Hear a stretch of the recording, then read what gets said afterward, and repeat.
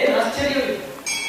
ವಿರಾಗಿಗೂ ಮನವು ಕರಗುವುದೇ, ಮನವು ಕರಗಿ ಕಣ್ಣುಗಳು ಜಲವಿಳಿಯುವುದೇ. ಜಗತ್ತಿನ ಸರ್ವ ಅನುರಾಗಗಳಿಂದ ವಿಮುಖನಾಗಬೇಕು. ಪ್ರಪಂಚದಲ್ಲಿ ಸಿಗುವಂತಹ ಸಕಲ ಸಂಪತ್ತಿಗೆ, ಆ ಸಂಪತ್ತಿನಿಂದ ಸಿಗುವಂತಹ ಸುಖಕ್ಕೆ, ಆ ಸುಖವನ್ನು ಹಂಚುವುದಕ್ಕೆ ಇರುವಂತಹ ಸಂಬಂಧಗಳಿಗೆ ಆಕರ್ಷಿತನಾಗದೆ ಎಲ್ಲವನ್ನ ತೊರೆದು ವಿರಾಗಿಯಾದವನಿಗೂ ಮನವು ಕರಗುವುದೇ. ಹೊರಗಿನ ಇಂದ್ರಿಯಗಳ ಸೆಳೆತದಿಂದ, ಬೌದ್ಧ ಸಂಪತ್ತಿನ ಸುಖದಿಂದ ದೂರಕ್ಕೆ ಸರಿದು ಯೋಗವನ್ನು ಆಚರಿಸುತ್ತಿದ್ದವನಿಗೆ ಒಂದು ಕ್ಷಣ ಎಚ್ಚರವಾಗುತ್ತದೆ. ಎಚ್ಚರವಾದವನಿಗೆ ಕಣ್ಣೆದುರಿಗೆ ಕಾಣುವಂತಹ ದೃಶ್ಯವನ್ನ ಕಂಡಾಗ ವಿರಾಗಿಗೂ ಮನವು ಕರಗುತ್ತದೆ ಅಂತಾದ್ರೆ ಇದು ಪ್ರಪಂಚ ಅಂತಹ ಪರಿಸ್ಥಿತಿಗೆ ಒಂದು ತಲುಪಿದೆ ಎಂದಾಯಿತಲ್ಲ. ಒಂದು ಹಂತದಲ್ಲಿ ಎಚ್ಚರಗೊಂಡಂತಹ ವಿರಾಗಿಗೆ ಸಹಿಸಿಕೊಳ್ಳಲಾರದಂತಹ ಪರಿಸ್ಥಿತಿ ಬಂದುದಕ್ಕೆ ಮುಂದೆ ಏನು ಮಾಡುವುದು? ಈ ಎಲ್ಲವನ್ನ ಕೊನೆ ಬಂದವನಾಗಿದ್ದಾನೆ.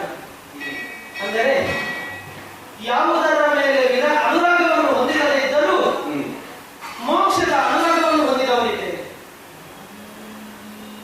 ಮೋಕ್ಷ ಅಂದರೆ ಇಡೀ ಲೋಕದ ಜನರ ಬಯಕೆ ನನ್ನಿಂದ ಆಗಬೇಕಾಗಿದೆ. ಯಾವಾಗ ಒಬ್ಬ ಮನುಷ್ಯ ಯಾವುದರದ್ದಾದರೂ ಪ್ರಾಮಾಣಿಕವಾಗಿ ಹೊಣೆ ಹೊರುತ್ತಾನೋ ಕಾಲಾನಂತರದಲ್ಲಿ ಆ ಹೊಣೆಯೇ ಇವನನ್ನು ಹೊರುತ್ತದೆ. ಒಬ್ಬ ವ್ಯಕ್ತಿಯಾದವನು ಒಮ್ಮೆ ತನ್ನನ್ನು ತಾನು ಒಂದು ಕ್ಷೇತ್ರಕ್ಕೆ ಸಂಪೂರ್ಣವಾಗಿ ಸಮರ್ಪಣೆ ಮಾಡಿಕೊಂಡಂದರೆ ಕಾಲಕ್ರಮೇಣದಲ್ಲಿ ಆ ಕ್ಷೇತ್ರವೇ ತನ್ನನ್ನು ತಾನು ಆತನಿಗೆ ಒಪ್ಪಿಸಿಕೊಂಡು ಬಿಡುತ್ತದೆ, ಬದುಕನ್ನು ಕಟ್ಟಿಕೊಡುತ್ತದೆ. ಈ ತತ್ವ ಸಿದ್ಧಾಂತವನ್ನೇ ಬದುಕಾಗಿಸಿಕೊಂಡು ಕೇವಲ ಲೋಕ ಕಲ್ಯಾಣಕ್ಕಾಗಿಯೇ ಬದುಕನ್ನು ಮೀಸಲಿಟ್ಟವನು ನಾನು ಜಾಪಾಲಿ ಮಹರ್ಷಿ. ತಪೋನಿರತನಾಗಿದ್ದ ನನಗೆ ಪ್ರಪಂಚದ ಗೊಡವೆಯೇ ಇರಲಿಲ್ಲ. ಯಾವುದೋ ಒಂದು ದಿವ್ಯ ಶಕ್ತಿಯಲ್ಲಿ ನನ್ನ ಮೈಮನವೆಲ್ಲವೂ ಲೀನವಾಗಿ ಹೋಗಿತ್ತು. ಒಂದು ಶಕ್ತಿಗೆ, ಒಬ್ಬ ವ್ಯಕ್ತಿಗೆ ನಮ್ಮನ್ನು ನಾವು ಒಪ್ಪಿಸಿಕೊಳ್ಳುವುದಂದರೆ ಅದು ಹಾಗೆ. ಅದು ನಮ್ಮ ಸಂಪೂರ್ಣವಾದಂತಹ ಶರಣಾಗತಿಯಾಗಬೇಕು, ಪರಿಪೂರ್ಣವಾದಂತಹ ಸಮರ್ಪಣೆಯಾಗಬೇಕು.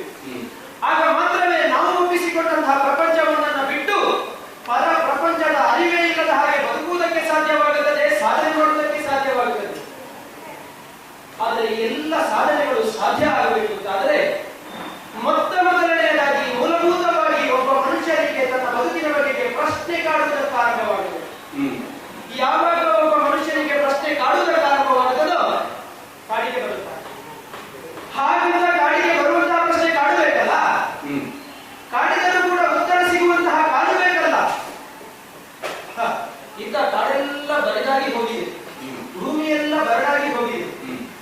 ಒಬ್ಬ ಮನುಷ್ಯ ತನ್ನ ಬದುಕಿನ ಬಗೆಗೆ ಪ್ರಶ್ನೆಯಾಗಿ ಉತ್ತರಕ್ಕಾಗಿ ಕಾಡಿಗೆ ಬಂದರೆ ಪ್ರಪಂಚದ ಅಷ್ಟು ಜನರ ಬದುಕಿನ ಪ್ರಶ್ನೆಗೆ ಉತ್ತರವಾಗಿ ನಾನು ಕಾಡಿಗೆ ಬಂದಿದ್ದೇನೆ, ತಪಸ್ಸನ್ನು ಆಚರಿಸುತ್ತಿದ್ದೇನೆ. ಆದರೆ ತಪಸ್ಸಿನಿಂದ ಎಚ್ಚೆತ್ತುಕೊಂಡ ಕಾಲಕ್ಕೆ ಏನಿದೆ? ವಾತಾವರಣವೇ ಬದಲಾಗಿ ಹೋಗಿದೆ. ತಪೋಮಗ್ನಾಗಿದ್ದ ಕಾಲದಲ್ಲಿ ಕಂಡಂತಹ ದೃಶ್ಯ ಈಗ ಕಾಣಿಸುತ್ತಿಲ್ಲ. ಎಲ್ಲಿ ನೋಡಿದರಲ್ಲಿ ಹಸಿವು, ನೋವು, ಸಾವು, ತಳಲಾರದ ಉರಿ. ಅಲ್ಲಿ ನೋಡಿದರೆ ಮೊಮ್ಮಗನ ಹೆಣವನ್ನು ಒಬ್ಬಡಿತ ಸಾಕುತ್ತಿರುವಂತಹ ಅಜ್ಜ. ಈ ಕಡೆ ನೋಡಿದರೆ ಅಪ್ಪನ ಹೆಣವನ್ನ ತನ್ನ ಸುಟ್ಟ ಮನಸ್ಸಿನಿಂದ ಸುಡಲಾಗಿ ಸುಡುತ್ತಿರುವಂತಹ ಮಗ. ಕತ್ತೆತ್ತರಿಸಿ ನೋಡಿದರೆ ಸ್ತ್ರೀಯವರು ಅಲ್ಲಲ್ಲಿ ಬಗುಚಿ ಬಿದ್ದಂತಹ ಹೆಣಗಳನ್ನ ಕವುಚಿ ಹಾಕಿ ತನ್ನ ಗಂಡನ ಶವ ಯಾವುದೆಂದು ಹುಡುಕುತ್ತಾ ಇದ್ದಾಳೆ. ಇದಾವುದರ ಅರಿವೇ ಇಲ್ಲದೆ ತಾಯಿಯ ಸೆರಗಿನ ಅರಿವೆಯ ತುಂಡನ್ನು ಹಿಡಿದುಕೊಂಡು ಬತ್ತಿ ಹೋದಂತಹ ಎದೆಯಿಂದ ಹಾಲನ್ನು ಕೊಡು ತಾಯಿ ಎಂದು ಆಡ್ತಾ ಇದೆ. ಅಬ್ಬಬ್ಬಬ್ಬ, ಒಂದರ ಮೇಲೆ ಒಂದು ಸಿಡಿಲೇ ಒಂದು ಬಡಿದಂತಾಗಲಿದೆ ನನ್ನ ಈ ಮನಕ್ಕೆ. ಇಡೀ ಪರಿಸರವನ್ನು ನೋಡಿದರೆ ಸದಾ ಉತ್ಸಾಹದ ಚಿಲುಮೆಯಂತೆ ಕಾಣುತ್ತಿದ್ದಂತಹ ಮರಗಳಲ್ಲಿ ಒಂದು ಉತ್ಸಾಹವೇ ಕಾಣುತ್ತಾ ಇಲ್ಲ. ಒಂದು ಮರ ಇನ್ನೊಂದು ಮರಕ್ಕೆ ಹೊರಗೆ ನಿಂತಿದೆ. ಮರದ ಗೆಲ್ಲುಗಳೆಲ್ಲ ಜೋತು ಬಿದ್ದಿದೆ. ಎಲೆಗಳೆಲ್ಲ ತೆರೆಯಲಾದ ಕಣ್ಣಿನ ರೆಪ್ಪೆಯಂತೆ ತನ್ನ ಸ್ವಾಧೀನವನ್ನೇ ಕಳೆದುಕೊಂಡಿದೆ. ಹೂವು ಅರಳಬೇಕಾದಂತಹ ಗೆಲ್ಲಿನ ತುದಿಯಲ್ಲಿ ಸುರುಳಿ ಸುರುಳಿಯಾಗಿ ಹೊಗೆ ಹರಡುತ್ತಾ ಇದೆ.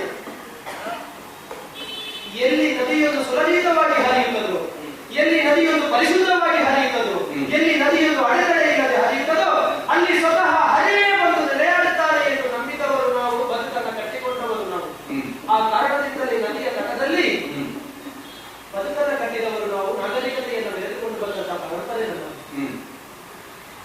ಸದಾ ಹರಿಯುತ್ತಿರುವ ನದಿಯ ನೀರಿನ ನಾದವೇ ನಮ್ಮ ಬದುಕಿನ ಶ್ರುತಿಯಾಗಿದೆ. ಆದರೆ ಇದು ಆ ಶ್ರುತಿ ತಪ್ಪಿ ಹೋಗಿದೆ. ಹರಿದು ಹೋಗುತ್ತಿದ್ದಂತಹ ನದಿ ಇಂದು ಹರಿದು ಹೋಗಿದೆ. ಹಿರಿದಾಗಬೇಕಾಗಿದ್ದ ನಮ್ಮ ಬದುಕಿಗೆ ಇರಿದು ಹೋಗಿದೆ. ಏನನ್ನು ನೋಡ್ತಾ ಇದ್ದೇನೆ? ಅಲ್ಲಿ ತಿನ್ನುವುದಕ್ಕೆ ಆಹಾರವಿಲ್ಲದೆ, ಕುಡಿಯುವುದಕ್ಕೆ ತುಡುಕು ನೀರಿಲ್ಲದೆ ಪ್ರಾಣ ಬಿಟ್ಟಂತಹ ನಾಯಿಯ ಮಾಂಸವನ್ನ ಮನುಷ್ಯರು ಕಿತ್ತಾಡಿ ತಿನ್ನುತ್ತಾ ಇದ್ದಾರೆ. ಭಕ್ಷ್ಯವನ್ನೇ ಭಕ್ಷಿಸುವಂತಹ ಪರಿಸ್ಥಿತಿ ಒಂದು ನಿರ್ಮಾಣವಾಗಿ ಹೋಯಿತಲ್ಲ. ನನ್ನೀ ಜಗತ್ತಿಗೆ ಬರಬಾರದೆಂದೇ ತಪಸ್ಸನ್ನು ಆಚರಿಸಿದರೆ ತಪಸ್ಸಿನಿಂದ ಎಚ್ಚೆತ್ತುಕೊಳ್ಳುವಂತಹ ಬರಗಾಲವೇ ಬಂದು ಆವರಿಸಿ ಹೋಯಿತಲ್ಲ. ಇದನ್ನೆಲ್ಲ ನೋಡಿಯೂ ಇವರಿಗೂ ಅಲ್ಲ ಈ ಪ್ರಪಂಚಕ್ಕೂ ನಾನೇನಾದರೂ ಮಾಡದೆ ಉಳಿದೆ ಅಂತಾದರೆ ನಾನು ತಾಪಸಿ ಅಂತಾದೆ, ಮಹರ್ಷಿ ಅಂತಾದೆ, ಮುನಿ ಅಂತಾದೆ. ಲೋಕದಲ್ಲೊಂದು ಸಾಮಾನ್ಯವಾಗಿ ಒಂದು ಮಾತಿದೆ, ಮುನಿ ಮುನಿದರೆ ಪರಿಹಾರವಿದೆ, ಧನೆ ಮುನಿದರೆ ಸರ್ವನಾಶವಾಗಿ ಬಿಡುತ್ತದೆ. ಆದರೆ ಇಲ್ಲಿ ಬಂದಿರುವಂತಹ ಬರಗಾಲದ ಪರಿಸ್ಥಿತಿಯಲ್ಲಿ ಗರೆಯೂ ಮುನಿಯಲಾದಂತಹ ಪರಿಸ್ಥಿತಿಯಲ್ಲಿದೆ. ದೇವರು ಮುನಿದರಿಂದ ಧರೆ ಮುನಿಯುವಂತಹ ಪರಿಸ್ಥಿತಿ ಬಂದುದಕ್ಕೆ. ಹಾಗಾದರೆ ಏನು ಮಾಡಬೇಕು?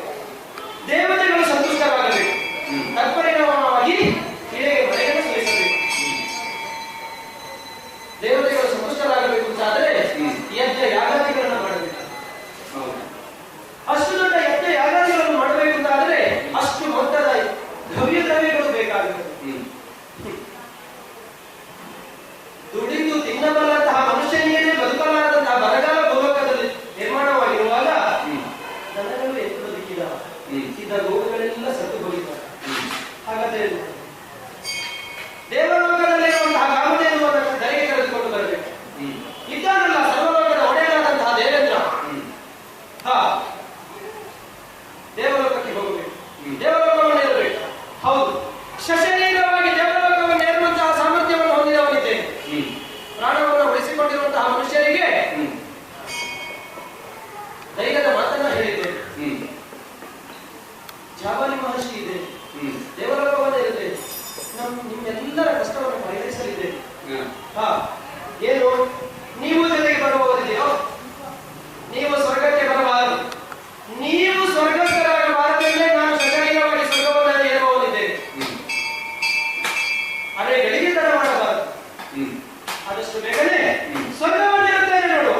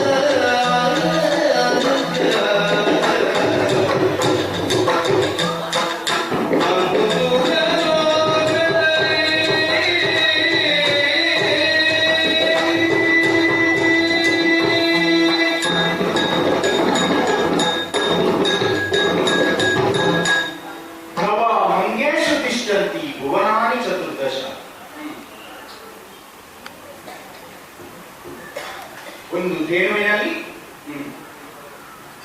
ತ್ರಿಮೂರ್ತಿಗಳನ್ನು ಕಂಡರು ದಾರ್ಶನಿಕರು, ತ್ರಿದೇವಿಗಳನ್ನು ಕಂಡರು. ಅಷ್ಟೇ ಏಕೆ 33 ಕೋಟಿ ದೇವತೆಗಳನ್ನು ದೇವಿನ ರೋಮ ರೂಪಗಳಲ್ಲಿ ಆವಾಹಿಸಿತು. ದೇವವನ್ನು ಲೋಕಮಾತೆ ಅಂತ ಹೇಳಿತು. ಮಾತಾ ರುದ್ರಾಣಾಂ ದುಹಿತಾ ವಸೂಣಾಂ ಸ್ವಸಾ ಆದಿತ್ಯಾಣಾಂ. ರುದ್ರರಿಗೆ ತಾಯಿ ಅಂತ ಆ ದೇವವನ್ನು ಬಿಂಬಿಸಿತು. ವಸುಗಳಿಗೆ ಸೊಸೆ ಅಂತ ಲೋಕ ಎಲ್ಲ ಕೊಂಡಾಡಿತು. ಅಂತಹ ದೇವರು ಲೋಕಕ್ಕೆ ತಾಯಿಯಾಗಿ ಹೆತ್ತ ತಾಯಿ ಆರಂಭಿಸಿದರೆ ಭೂಮಿಯಲ್ಲಿರುವಂತಹ ಪ್ರತಿ ಮಗುವಿಗೂ ಸಹಸ್ರಾರು ಸಂಖ್ಯೆಯಲ್ಲಿರುವಂತಹ ಮಕ್ಕಳಿಗೆ ಮನುಷ್ಯರಿಗೆ ಹಾಲನ್ನು ನೀಡುತ್ತಾ ಪೊರೆಯುವಂತಹವಳು ದೇನು. ಅದಕ್ಕಾಗಿ ಅವಳನ್ನು ವಿಶ್ವಮಾತೆ ಭಾವ ವಿಶ್ವಸ್ಯ ಮಾತರ ಅಂತ ಲೋಕ ಕೊಂಡಾಡ್ತಾರೆ. ಇದು ಲೋಕದಲ್ಲಿರುವ ಸಾಮಾನ್ಯ ದೇವರುಗಳ ಕಥೆ. ಆದರೆ ದೇವರುಗಳಿಗೆ ಮೂಲ ತಾಯಿ ಎನ್ನುವಂತಹ ಸುರಧೇನು, ಕಾಮಧೇನು, ಸುರಭಿ,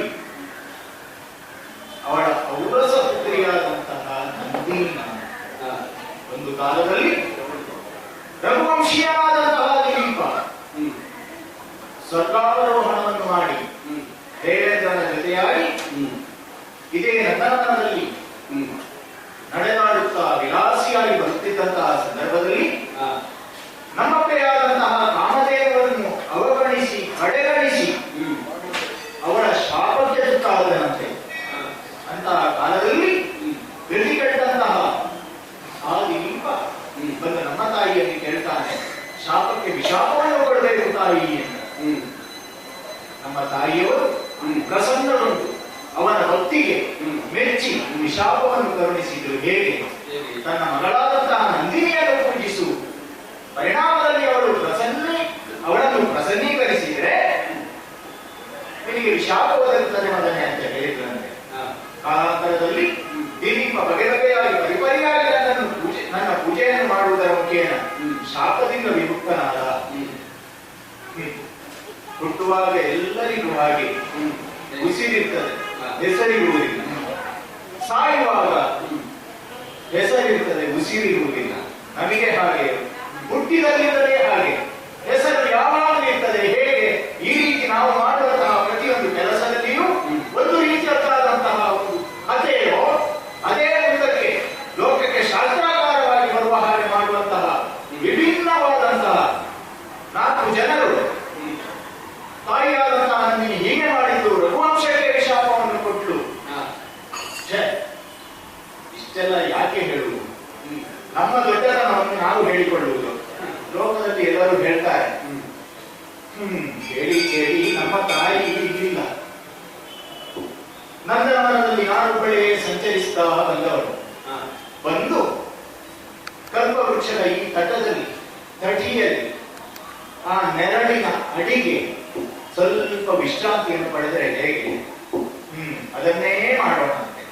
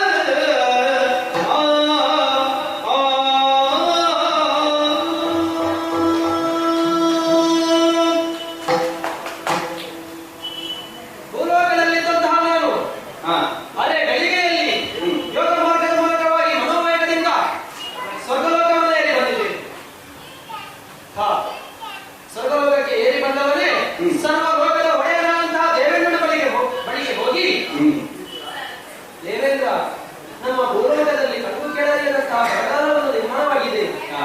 ಅದನ್ನು ಪರಿಹರಿಸುವುದಕ್ಕಾಗಿ ಕಾಮಧೇನುವನ್ನು ಧರೆಗೆ ಕಳುಹಿಸಿಕೊಡಬೇಕು ಇಂದ್ರ ಎಂದು ಕೇಳಿದರೆ ಅದು ಕೈಗೂಡದಂತಹ ಪರಿಸ್ಥಿತಿ ಒಂದು ನಿರ್ಮಾಣವಾಗಿ ಹೋಗಿದೆ. ನಾನು ಬರುವ ಕಾಲಕ್ಕೆ ಕಾಮಧೇನು ವರ್ಣನೆಯಾಗಕ್ಕೆ ಹೋಗಿಯಾಗಿದೆ. ಮುಂದೇನು ಮಾಡುವುದು ದೇವರೇ ಎಂದು ಯಾಚಿಸಿ ನಿಂತ ಕಾಲಕ್ಕೆ ದೇವರೇ ಒಂದು ಸಲಹೆಯನ್ನು ಕೊಟ್ಟಿದ್ದಾರಲ್ಲ. ಕಾಮಧೇನು ಇಲ್ಲದೆ ಇದ್ದರೂ ಪರವಾಗಿಲ್ಲ, ಕಾಮಧೇನಿನ ಮಗಳಾದಂತಹ ನಂದಿನಿ ಇದ್ದಾಳೆ, ನಿಮ್ಮನ್ನ ಕರುಣಿಸುವುದಕ್ಕೆ ಸಮರ್ಥಳಿದ್ದಾಳೆ, ಕಳುಹಿಸಿಕೊಡು ಇಂದ್ರ ಎಂದು ಕೇಳಿದರೆ ಇಲ್ಲ ಮಹರ್ಷಿಗಳೇ, ನಂದಿನಿಗೆ ನಾವು ಅಪ್ಪಣೆ ಮಾಡಿ ಕಳಿಸಿಕೊಡುವಂತಿಲ್ಲ, ನೀವೇ ಅವಳ ಮನ ಒಲಿಸಿ ಗೆದ್ದು ಕರೆದುಕೊಂಡು ಹೋಗಬೇಕು. ಸರ್ವ ಲೋಕದ ಒಡೆಯನಾದಂತಹ ದೇವೇಂದ್ರನೇ ಹೀಗೆ ಹೇಳ್ತಾನಂತಾದ್ರೆ ಒಂದು ಜೀವಿಗೆ ಎಷ್ಟರ ಮಟ್ಟಿಗೆ ಸ್ವಾತಂತ್ರ್ಯ ಇದೆ ಅನ್ನೋದನ್ನ ದೇವೇಂದ್ರನೇ ತೋರಿಸಿಕೊಟ್ಟ ಹಾಗೆ ಆಗಿದೆ. ಹೌದು, ನಂದಿನಿ ಈಗ ಎಲ್ಲಿದ್ದಾಳೆ ಎಂದು ಕೇಳಿದಾಗ ನಂದನ ವನದಲ್ಲಿರುವಂತಹ ಕಲ್ಪವೃಕ್ಷದ ವನದಲ್ಲಿದ್ದಾಳೆ. ಹೌದು, ಕಾಮಧೇನುವಿನ ಮಗಳಾದ ಹಾಗೆ ನಾನು ಗಮನಿಸಿದ್ದನ್ನು ಕೊಡುವುದರ ಜೊತೆಗೆ ಕಲ್ಪವೃಕ್ಷದ ವನದಲ್ಲಿರುವಂತಹ ಅವಳು ನಾನು ಕಲ್ಪಿಸಿದ್ದನ್ನು ಕೊಡುವಂತಾಗಬೇಕು. ತಡ ಮಾಡಬಹುದು, ಆದಷ್ಟು ಬೇಗನೆ ಕಲ್ಪವೃಕ್ಷದ ಬಳಿಗೆ ಹೋಗಿ ನಂದಿಯನ ಮುನಿವರ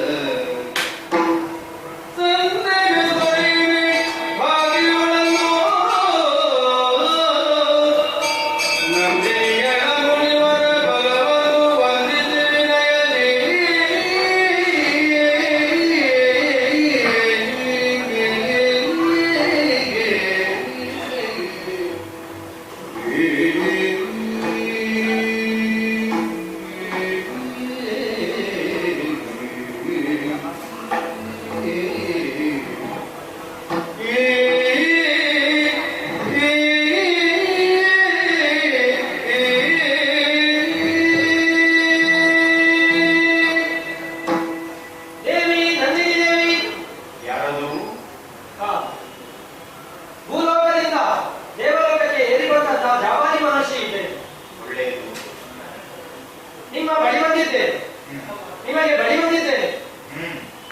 ನಿಮ್ಮ ಪಾದಾರವಿಂದಕ್ಕೆ ಬಿದ್ದು ನಮಸ್ಕರಿಸಿದ್ದೇನೆ.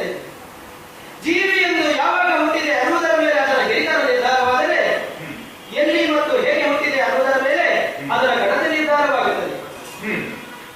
ಬದುಕಿನಲ್ಲಿ ಅಮರತ್ವವನ್ನೇ ಪಡೆಯಬೇಕು. ಅಮರತ್ವವನ್ನು ಪಡೆಯಬೇಕು ಅಂತಾದರೆ ಅಮೃತವನ್ನೇ ಸೇವಿಸಬೇಕು. ಅಮೃತವನ್ನು ಸೇವಿಸಬೇಕು ಅಂತಾದರೆ ಸಮುದ್ರವನ್ನೇ ಮತಿಸಬೇಕು. ಹೀಗೆಂದು ದೇವದಾನವರ ನಡುವೆ ನಡೆದಂತಹ ಸ್ಪರ್ಧೆಯಲ್ಲಿ ಸಮುದ್ರ ಮಥನದಂತಹ ಕಾಲದಲ್ಲಿ ಉದ್ಭವಿಸಿದಂತಹ ಸುವಸ್ತುಗಳಲ್ಲಿ ಒಂದಾಗಿ ನಿನ್ನಪ್ಪೆ ಕಾಮಧೇನು ಜನಿಸಿದರು. ಅಂತಹ ಕಾಮಧೇನುವಿನ ಮಗಳಾದಂತಹ ನಂದಿನಿ ದೇವಿಗೆ ನಿಮ್ಮನ್ನು ಕಂಡಾಗ ಕುಡಿಯುವುದಕ್ಕೆ ಗುಟುಕು ನೀರಿಲ್ಲದೆ ಇನ್ನೇನು ಪ್ರಾಣ ಬಿಡುವಂತಹ ಜೀವಿ ಎಂದು ಒಣ ಮರುಭೂಮಿಯಲ್ಲಿ ಬಿದ್ದುಕೊಂಡಿರುವಂತಹ ಕಾಲದಲ್ಲಿ ತನ್ನನ್ನು ಎಳೆದಂತಹ ಮಳೆಯ ನೀರಿಗೆ ಕೊಚ್ಚಿ ಹೋದಕ್ಕಾಯಿತು, ತೇಲಿಕೊಂಡು ಹೋದಾಗೆ. ನೆರಳಲ್ಲಿ ಬದುಕನ್ನು ಕಟ್ಟುವುದು ಅಂತ ಒಂದು ಮಾತಿದೆ. ನೆರಳಲ್ಲಿ ಬದುಕು ಕಟ್ಟುವುದಂತಾದ್ರೆ ಒಂದು ನೆರಳನ್ನು ನೀಡುವ ಬೇಕು, ಇನ್ನೊಬ್ಬ ಬೆಳಕನ್ನು ನೀಡುವ ಬೇಕು. ಹಾಗಾದ್ರೆ ನೆರಳು ಎರಡು ರೀತಿಯಲ್ಲಿ ಸೃಷ್ಟಿಯಾಗುತ್ತದೆ. ಒಂದು ಬೆಳಕಿನಿಂದಾಗಿ ಸೃಷ್ಟಿಯಾದರೆ ಇನ್ನೊಂದು ಕತ್ತಲೆ ಆದಾಗ ಜಗತ್ತಿಗೆ ನೆರಳಲ್ಲೇ ಇರುತ್ತದೆ. ತಾಯಿಯ ನೆರಳಲ್ಲೇ ಬದುಕುವಂತಹ ಸಂಸ್ಕಾರವನ್ನು ಮಾಡಿಕೊಂಡವರು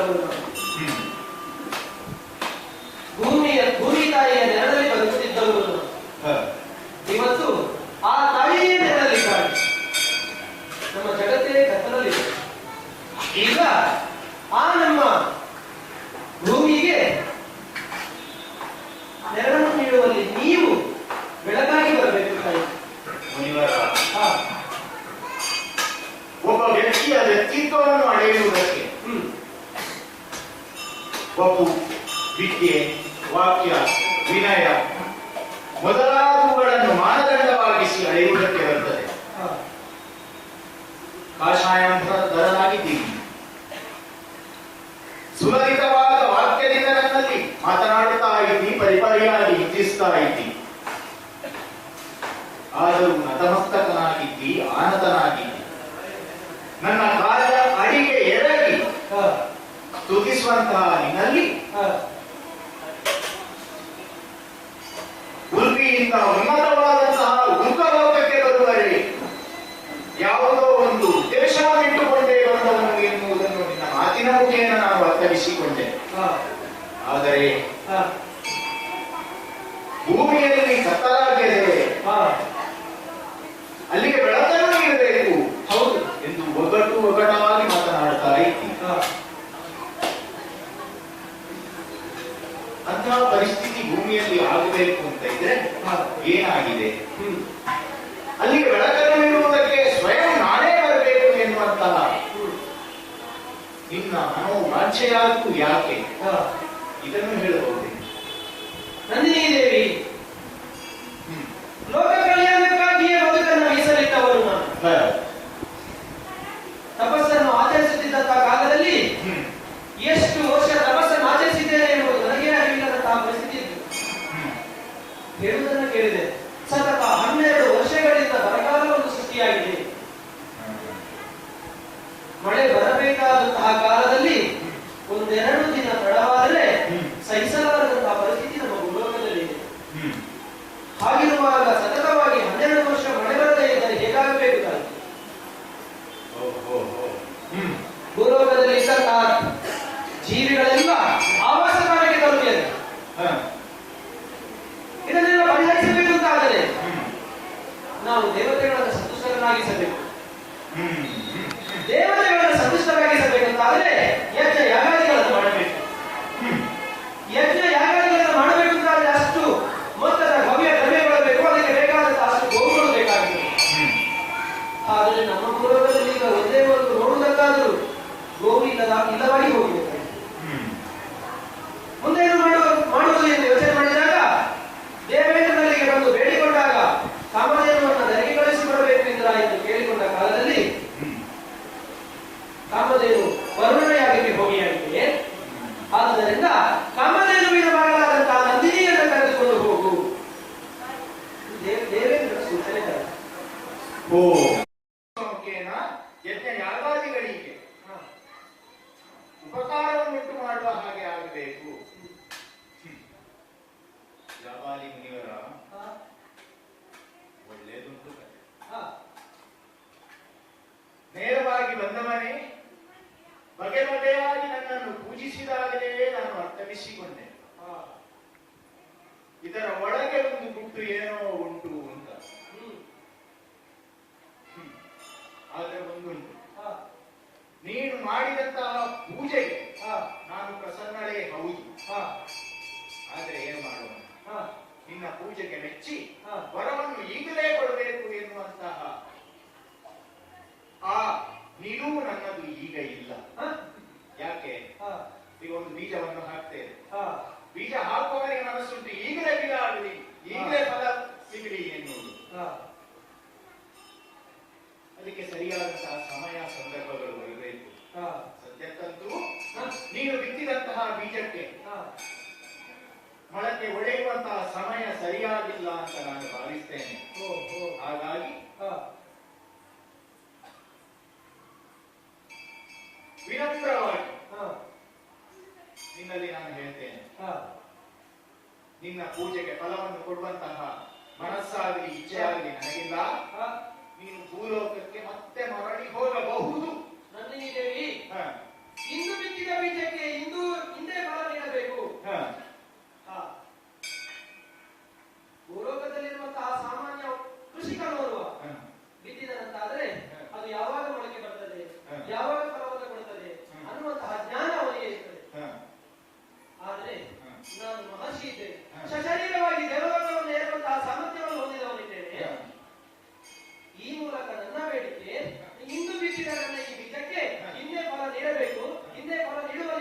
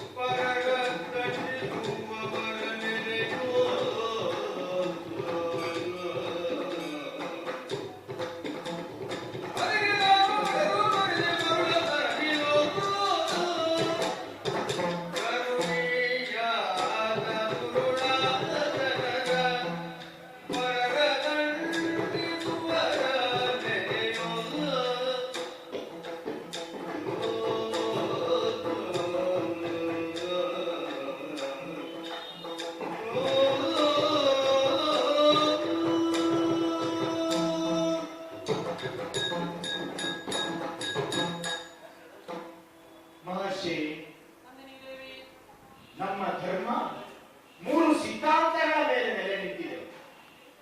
ಒಂದು ಅವತಾರ ಸಿದ್ಧಾಂತ, ಇನ್ನೊಂದು ಪುನರ್ಜನ್ಮ ಸಿದ್ಧಾಂತ, ಮತ್ತೊಂದು ಕರ್ಮ ಸಿದ್ಧಾಂತ. ಭೂಲೋಕದಲ್ಲಿ ಪ್ರತಿಯೊಬ್ಬ ವ್ಯಕ್ತಿಯು ಮಾಡುವಂತಹ ತನ್ನ ಕರ್ಮದ ಮೇಲೆ ಅವನ ಸಂಸ್ಕಾರ ಹಾಗೂ ಅವನು ಮಾಡುವಂತಹ ಕರ್ಮದ ಮೇಲೆ ಅವನಿಗೆ ಸಿಗುವಂತಹ ಫಲ, ಇವುಗಳು ನಿರ್ಧಾರವಾಗುತ್ತದೆ. ಕೇಳಿ ಕೇಳಿ ಕರ್ಮಭೂಮಿ. ನಿನಗೆ ಗೊತ್ತಿರುವ ಹಾಗೆ ಯಾವಾತ ಪಾಪ ಕರ್ಮಗಳನ್ನು ಮಾಡ್ತಾನೋ ಅವನು ಅದಕ್ಕೆ ಅನುಗುಣವಾದಂತಹ ಫಲವನ್ನು ಹೊಂದುತ್ತಾನೆ. ಉತ್ಸರ್ಪಿಣಿಯನ್ನು ಕೇಳಿದ್ದೇವೆ, ಅವಸರ್ಪಿಣಿಯನ್ನು ಕೇಳಿದ್ದೇವೆ. ಈಗ ಯಾವುದು? ಪುಂಡಾವಸರ್ಪಿಣಿ. ಭೂಲೋಕದಲ್ಲಿ ಬರಗಾಲದ ಪೆಟ್ಟು ಎಷ್ಟುಂಟು ಅಂತ ಹೇಳಿದೆ, ಅಪಕ್ಷವನ್ನೇ ಪಕ್ಷವಾಗಿ ಸ್ವೀಕರಿಸ್ತಾ ಇದ್ದಾರೆ ಜನರು ಅಂತ ನೀವು ಹೇಳಿದ್ರಿ ಸ್ವಾಮಿ. ಶುನಕ ಪುಚ್ಚ ನ್ಯಾಯ ಅಂತ ಒಂದು, ಈ ನಾಯಿಗೆ ಅದರ ಬಾಲ ಹೀಗಿರ್ತದೆ, ಅದನ್ನು ನೇರ ಮಾಡಬೇಕು ಅಂತ ಒಬ್ಬ ಪಂಡಿತ ಏನು ಮಾಡ್ತಾನೆ, ಒಂದು ಬಿದಿರಿನ ಓಟೆಯನ್ನು ಹಿಡಿದು ಬಂದು ಅದಕ್ಕೆ ತಿರುಗಿಸ್ತಾನೆ. ನೇರವಾಗಲಿ, ನಾಯಿಯ ಬಾಲ ನೇರವಾಗ್ತದೆ ಅಂತ ಅವನು ಗುರುವರಿಗೆ ಹೇಳ್ತಾನೆ. ಆ ಓಟೆ ಎಷ್ಟು ಸಮಯ ಇರ್ತದೋ ಅಲ್ಲಿವರೆಗೆ ನೇರವಾಗಿತ್ತು. ಹೇಳಿದ್ದು ತೆಗಿತಾನೆ, ಒಂದು ತಿಂಗಳಾದ್ಮೇಲೆ ನೇರವಾಗಬಹುದು. ಈಗ ನೇರವಾಗ್ತದ ನಾಯಿಯ ಬಾಲ? ಅದು ಡೊಂಕೆ ಆಗ್ಬೇಕು. ಹಾಗೆ ಇದು ಕೂಡ. ಈಗ ಪ್ರಸಕ್ತ ಸನ್ನಿವೇಶದಲ್ಲಿ ನೀನು ನನ್ನನ್ನು ಆ ಹೊಟ್ಟೆಯ ತೆಗೆದುಕೊಂಡು ಭೂಲೋಕಕ್ಕೆ ಹೋಗ್ಬಹುದು, ನೇರ ಮಾಡ್ತೇನೆ, ನಾನು ಬರ್ಬಹುದು, ನಿನಗೆ ಕವ್ಯ ದ್ರವ್ಯಾದಿಗಳನ್ನು ಒದಗಿಸಬಹುದು. ಒಂದೆರಡು ತಿಂಗಳಾದ ಮೇಲೆಯೋ ವರ್ಷವಾದ ಮೇಲೆಯೋ ಪುನಃ ನಾನು ಎಲ್ಲವೂ ಸರಿಯಾಯಿತು, ನೀನೇ ಹೇಳ್ತಿ ಸರಿಯಾಗಿದೆ, ಈಗ ಸಮೃದ್ಧವಾಗಿದೆ ಭೂಮಿ ಅಂತ ನನ್ನನ್ನು ಪುನಃ ಕಳುಹಿಸ್ತೀನಿ. ನಾನು ಬಂದು ಇಲ್ಲಿಂದ ನೋಡಿದ್ರೆ ಮತ್ತೆ ಪುನಃ ಡೊಂಕೆ ಆಗ್ತದೆ. ಹಾಗಾಗಿ ಯಾಕೆ ಹೀಗೆ ಹೇಳ್ತೇನೆ?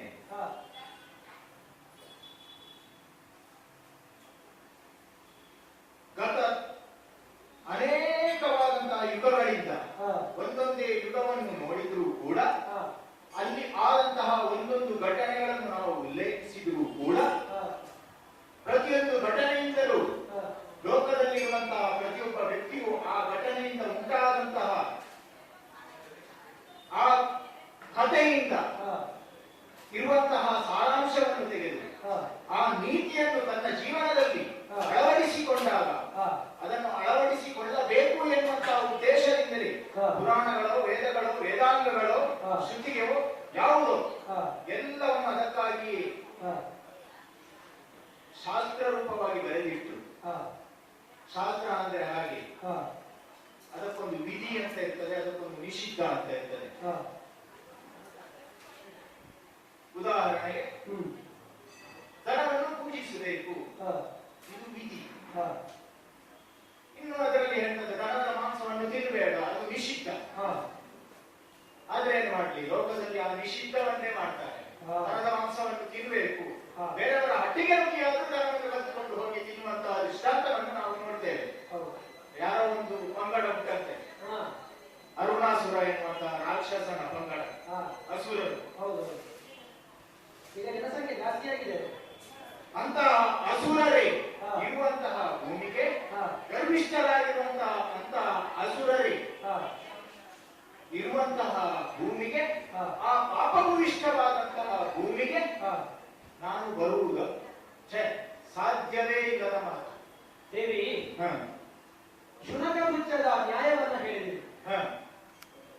ಒಬ್ಬ ಉತ್ತಮ ಮತಿ ಇರುವವನಿಗೆ ಒಂದು ಸಲ ಒಂದು ಬಿದಿರಿನ ಓಟೆಯಲ್ಲಿ ನಾಯಿಯ ಬಾಲವನ್ನು ಹಾಕುವಾಗ ಅದು ಡೊಂಕಿದ್ದದ್ದು ಡೊಂಕೆ ನೇರ ಆಗುವುದಿಲ್ಲ ಅಂತ ಗೊತ್ತಾದ ಮೇಲೆ ಆ ಡೊಂಕನ್ನ ತೆಗೆಯಬೇಕಾಗಿದ್ದ ಬಾಲದಲ್ಲ, ನಾಯಿಯನ್ನು. ಅಥವಾ ಆ ಡೊಂಕು ಬಾಲವೇ ಬೇಡ, ನೇರ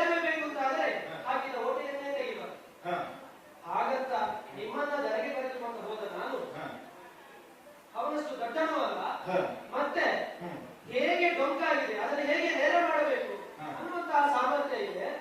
ಆದಷ್ಟು ಬೇಗ ನಿಮ್ಮನ್ನು ಕಳುಹಿಸಿಕೊಡುತ್ತೇವೆ. ಒಂದು ವೇಳೆ ನೀವು ಬರುವುದೇ ಇಲ್ಲ ಅಂತಾದರೆ ಒಂದು ನಿರ್ದಿಷ್ಟವಾದಂತಹ ಕಾರಣವನ್ನು ಕೊಡಬಹುದಾದರೆ ಮಹರ್ಷಿ, ನಿರ್ದಿಷ್ಟವಾದಂತಹ ಕಾರಣ ಬೇಕು. ಒಂದೊಂದೇ ಯುಗದ ಕಥೆಯನ್ನು ನಾನು ಹೇಳಬೇಕಾಗ್ತದೆ. ಅದಕ್ಕೆ ನಾನು ಮೂಲ ಕೃತಯುಗಕ್ಕೆ ಹೋಗಬೇಕಾಗ್ತದೆ. ಅಲ್ಲೊಬ್ಬ ರಾಜನಿದ್ದಾನೆ. ಯಾರವನು?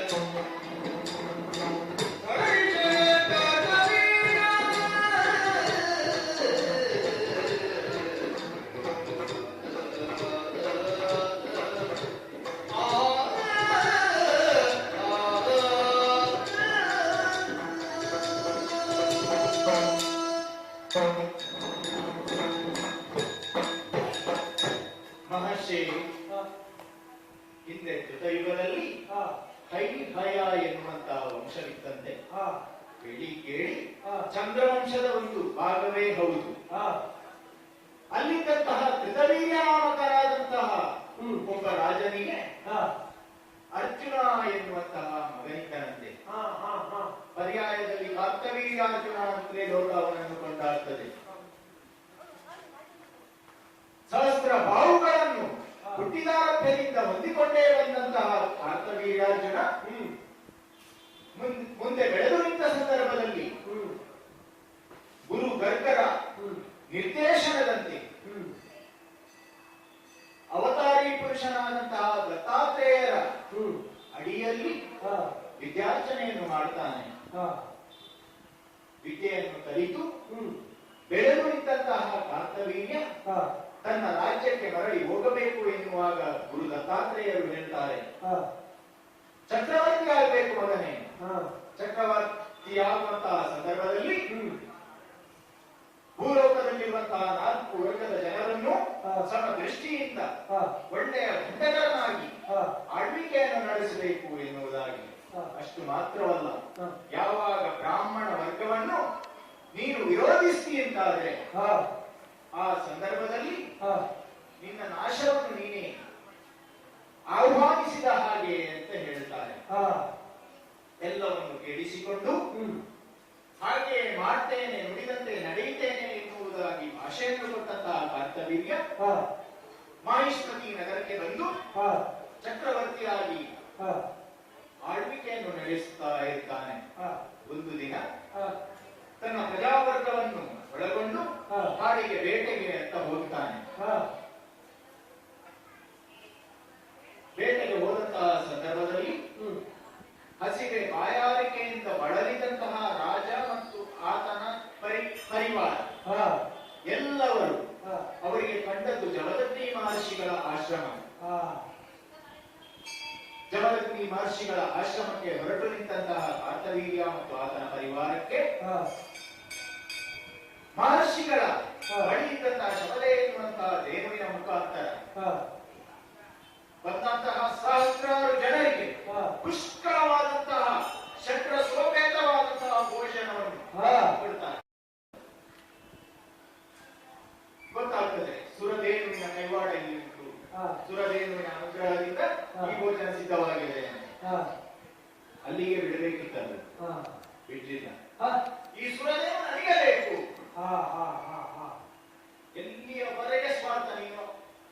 ಗಮನಿಸಬೇಕು. ಇಲ್ಲಿ ತಿಂದಂತಹ ತಟ್ಟೆಗೆ ಒದೆಯುವಂತಹ ಕೆಲಸ ಮಾಡ್ತಾನೆ. ಬಲಾತ್ಕಾರವಾಗಿ ದೇಹವನ್ನು ಒಯ್ಯುವಲ್ಲಿ ಪ್ರಾರಂಭಿಸ್ತಾನೆ. ತನ್ಮೂಲಕವಾಗಿ ಬಲಾತ್ಕಾರವನ್ನು ಮಾಡ್ತಾನೆ. ಪರಿಣಾಮವಾಗಿ ಭಾರ್ಗವರಾಮನಿಂದ ಹತನಾಗ್ತಾನೆ. ಅದು ಬೇರೆ ವಿಚಾರ. ಆದ್ರೆ ಇಲ್ಲಿ ನೀನು ಗಮನಿಸಬೇಕು, ಉಂಡ ಮನೆಗೆ ಕನ್ನ ಹಾಕುವಂತಹ ಅಷ್ಟು ಮಾತ್ರ ಅಲ್ಲ, ದನವನ್ನು ಕದಿಯುವಂತಹ ಮೊದಲ ಕಥೆ ಪ್ರಾರಂಭವಾದದ್ದೇ ಕೃತಯುಗದಲ್ಲಿ ಎನ್ನುವಂತಹ ಒಂದು ದೃಷ್ಟಾಂತ. ಹಾಗಾಗಿ ಇಂತಹ ಸ್ವಾರ್ಥಪರವಾದಂತಹ ಜನರು, ಇಂತಹ ದೌರ್ಜನ್ಯವನ್ನು ಮಾಡುವಂತಹ ಮನೋವಾಂಛೆಯುಳ್ಳಂತಹ ಜನರು ಇರುವಂತಹ ಇಳೆಗೆ ನನ್ನಂತಹ ಸುರದೇನು ಬರುವುದೇ ಸಾಧ್ಯ. ನಂದಿನಿ ದೇವಿ ಪರಿಪರಿಯಾಗಿ ಬೇಡಿಕೊಂಡು ಭೂಲೋಕಕ್ಕೆ ಬರಬೇಕೆಂದು ಆಹ್ವಾನಿಸಿದಾಗ ಭೂಲೋಕಕ್ಕೆ ಬರದೇ ಇರುವುದಕ್ಕೆ ಕಾರಣ ಇದೆ ಅಂತ ಹೇಳಿ ಕಥೆಯನ್ನು ಹೇಳ್ತಾ ಇದ್ದೇನೆ. ಕಥೆಯಲ್ಲ, ನಡೆದಂತಹ ನೈಜ ವಿಚಾರ, ಘಟನೆಯನ್ನು. ಈಗ ಕಥೆ ನಾನು ಹೇಳಬೇಕಾಗ್ತದೆ. ನಾನು ಕಥೆ ಹೇಳುವುದಕ್ಕಾಗಿ ಬಂದದ್ದಲ್ಲ. ಆದ್ರೆ ಈಗ ನನಗೆ ಆಗಬೇಕಾದ ಕಾರ್ಯ ಆಗಬೇಕು ಅಂತ ಆದ್ರೆ ಇದಕ್ಕೆ ಪ್ರತಿಯಾಗಿ ಒಂದು ಕಥೆ ಹೇಳಬೇಕಾಗ್ತದೆ. ಉಂಡ ಮನೆಗೆ ಎರಡು ಬಗೆದವ, ಗುರುವಿಗೆ ಅನ್ಯಾಯ ಮಾಡಿದವ. ಇದು ಇದಕ್ಕಿಂತಲೂ ಮುಂಚಿತವಾಗಿ ದೇವಲೋಕದಲ್ಲಿ ನಡೆದಿದೆಯಾ ಅಂತ.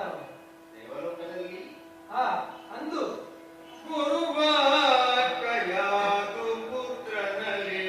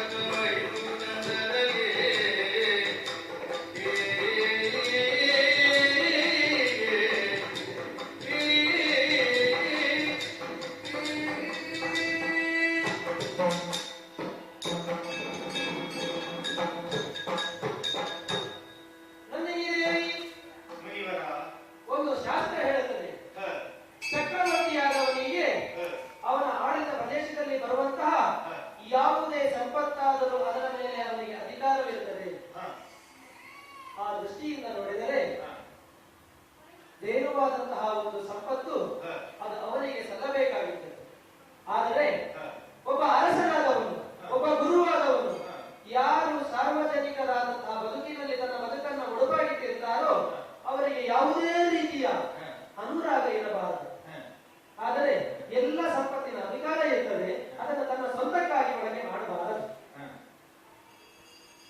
ಇಲ್ಲಿ ಯಾರು ಈಗ ಸ್ವಂತಕ್ಕಾಗಿ ಬಳಕೆ ಮಾಡಿದ್ದು ಅಂತ ನೀವು ಹೇಳುವುದು? ಸರ್ವಲೋಕದ ಒಡೆಯನಾದಂತಹ ದೇವೇಂದ್ರ ನಿಮ್ಮ ಒಡೆಯ ಅನ್ನುವುದಕ್ಕಿಂತಲೂ ನಮ್ಮೆಲ್ಲರ ಒಡೆಯ.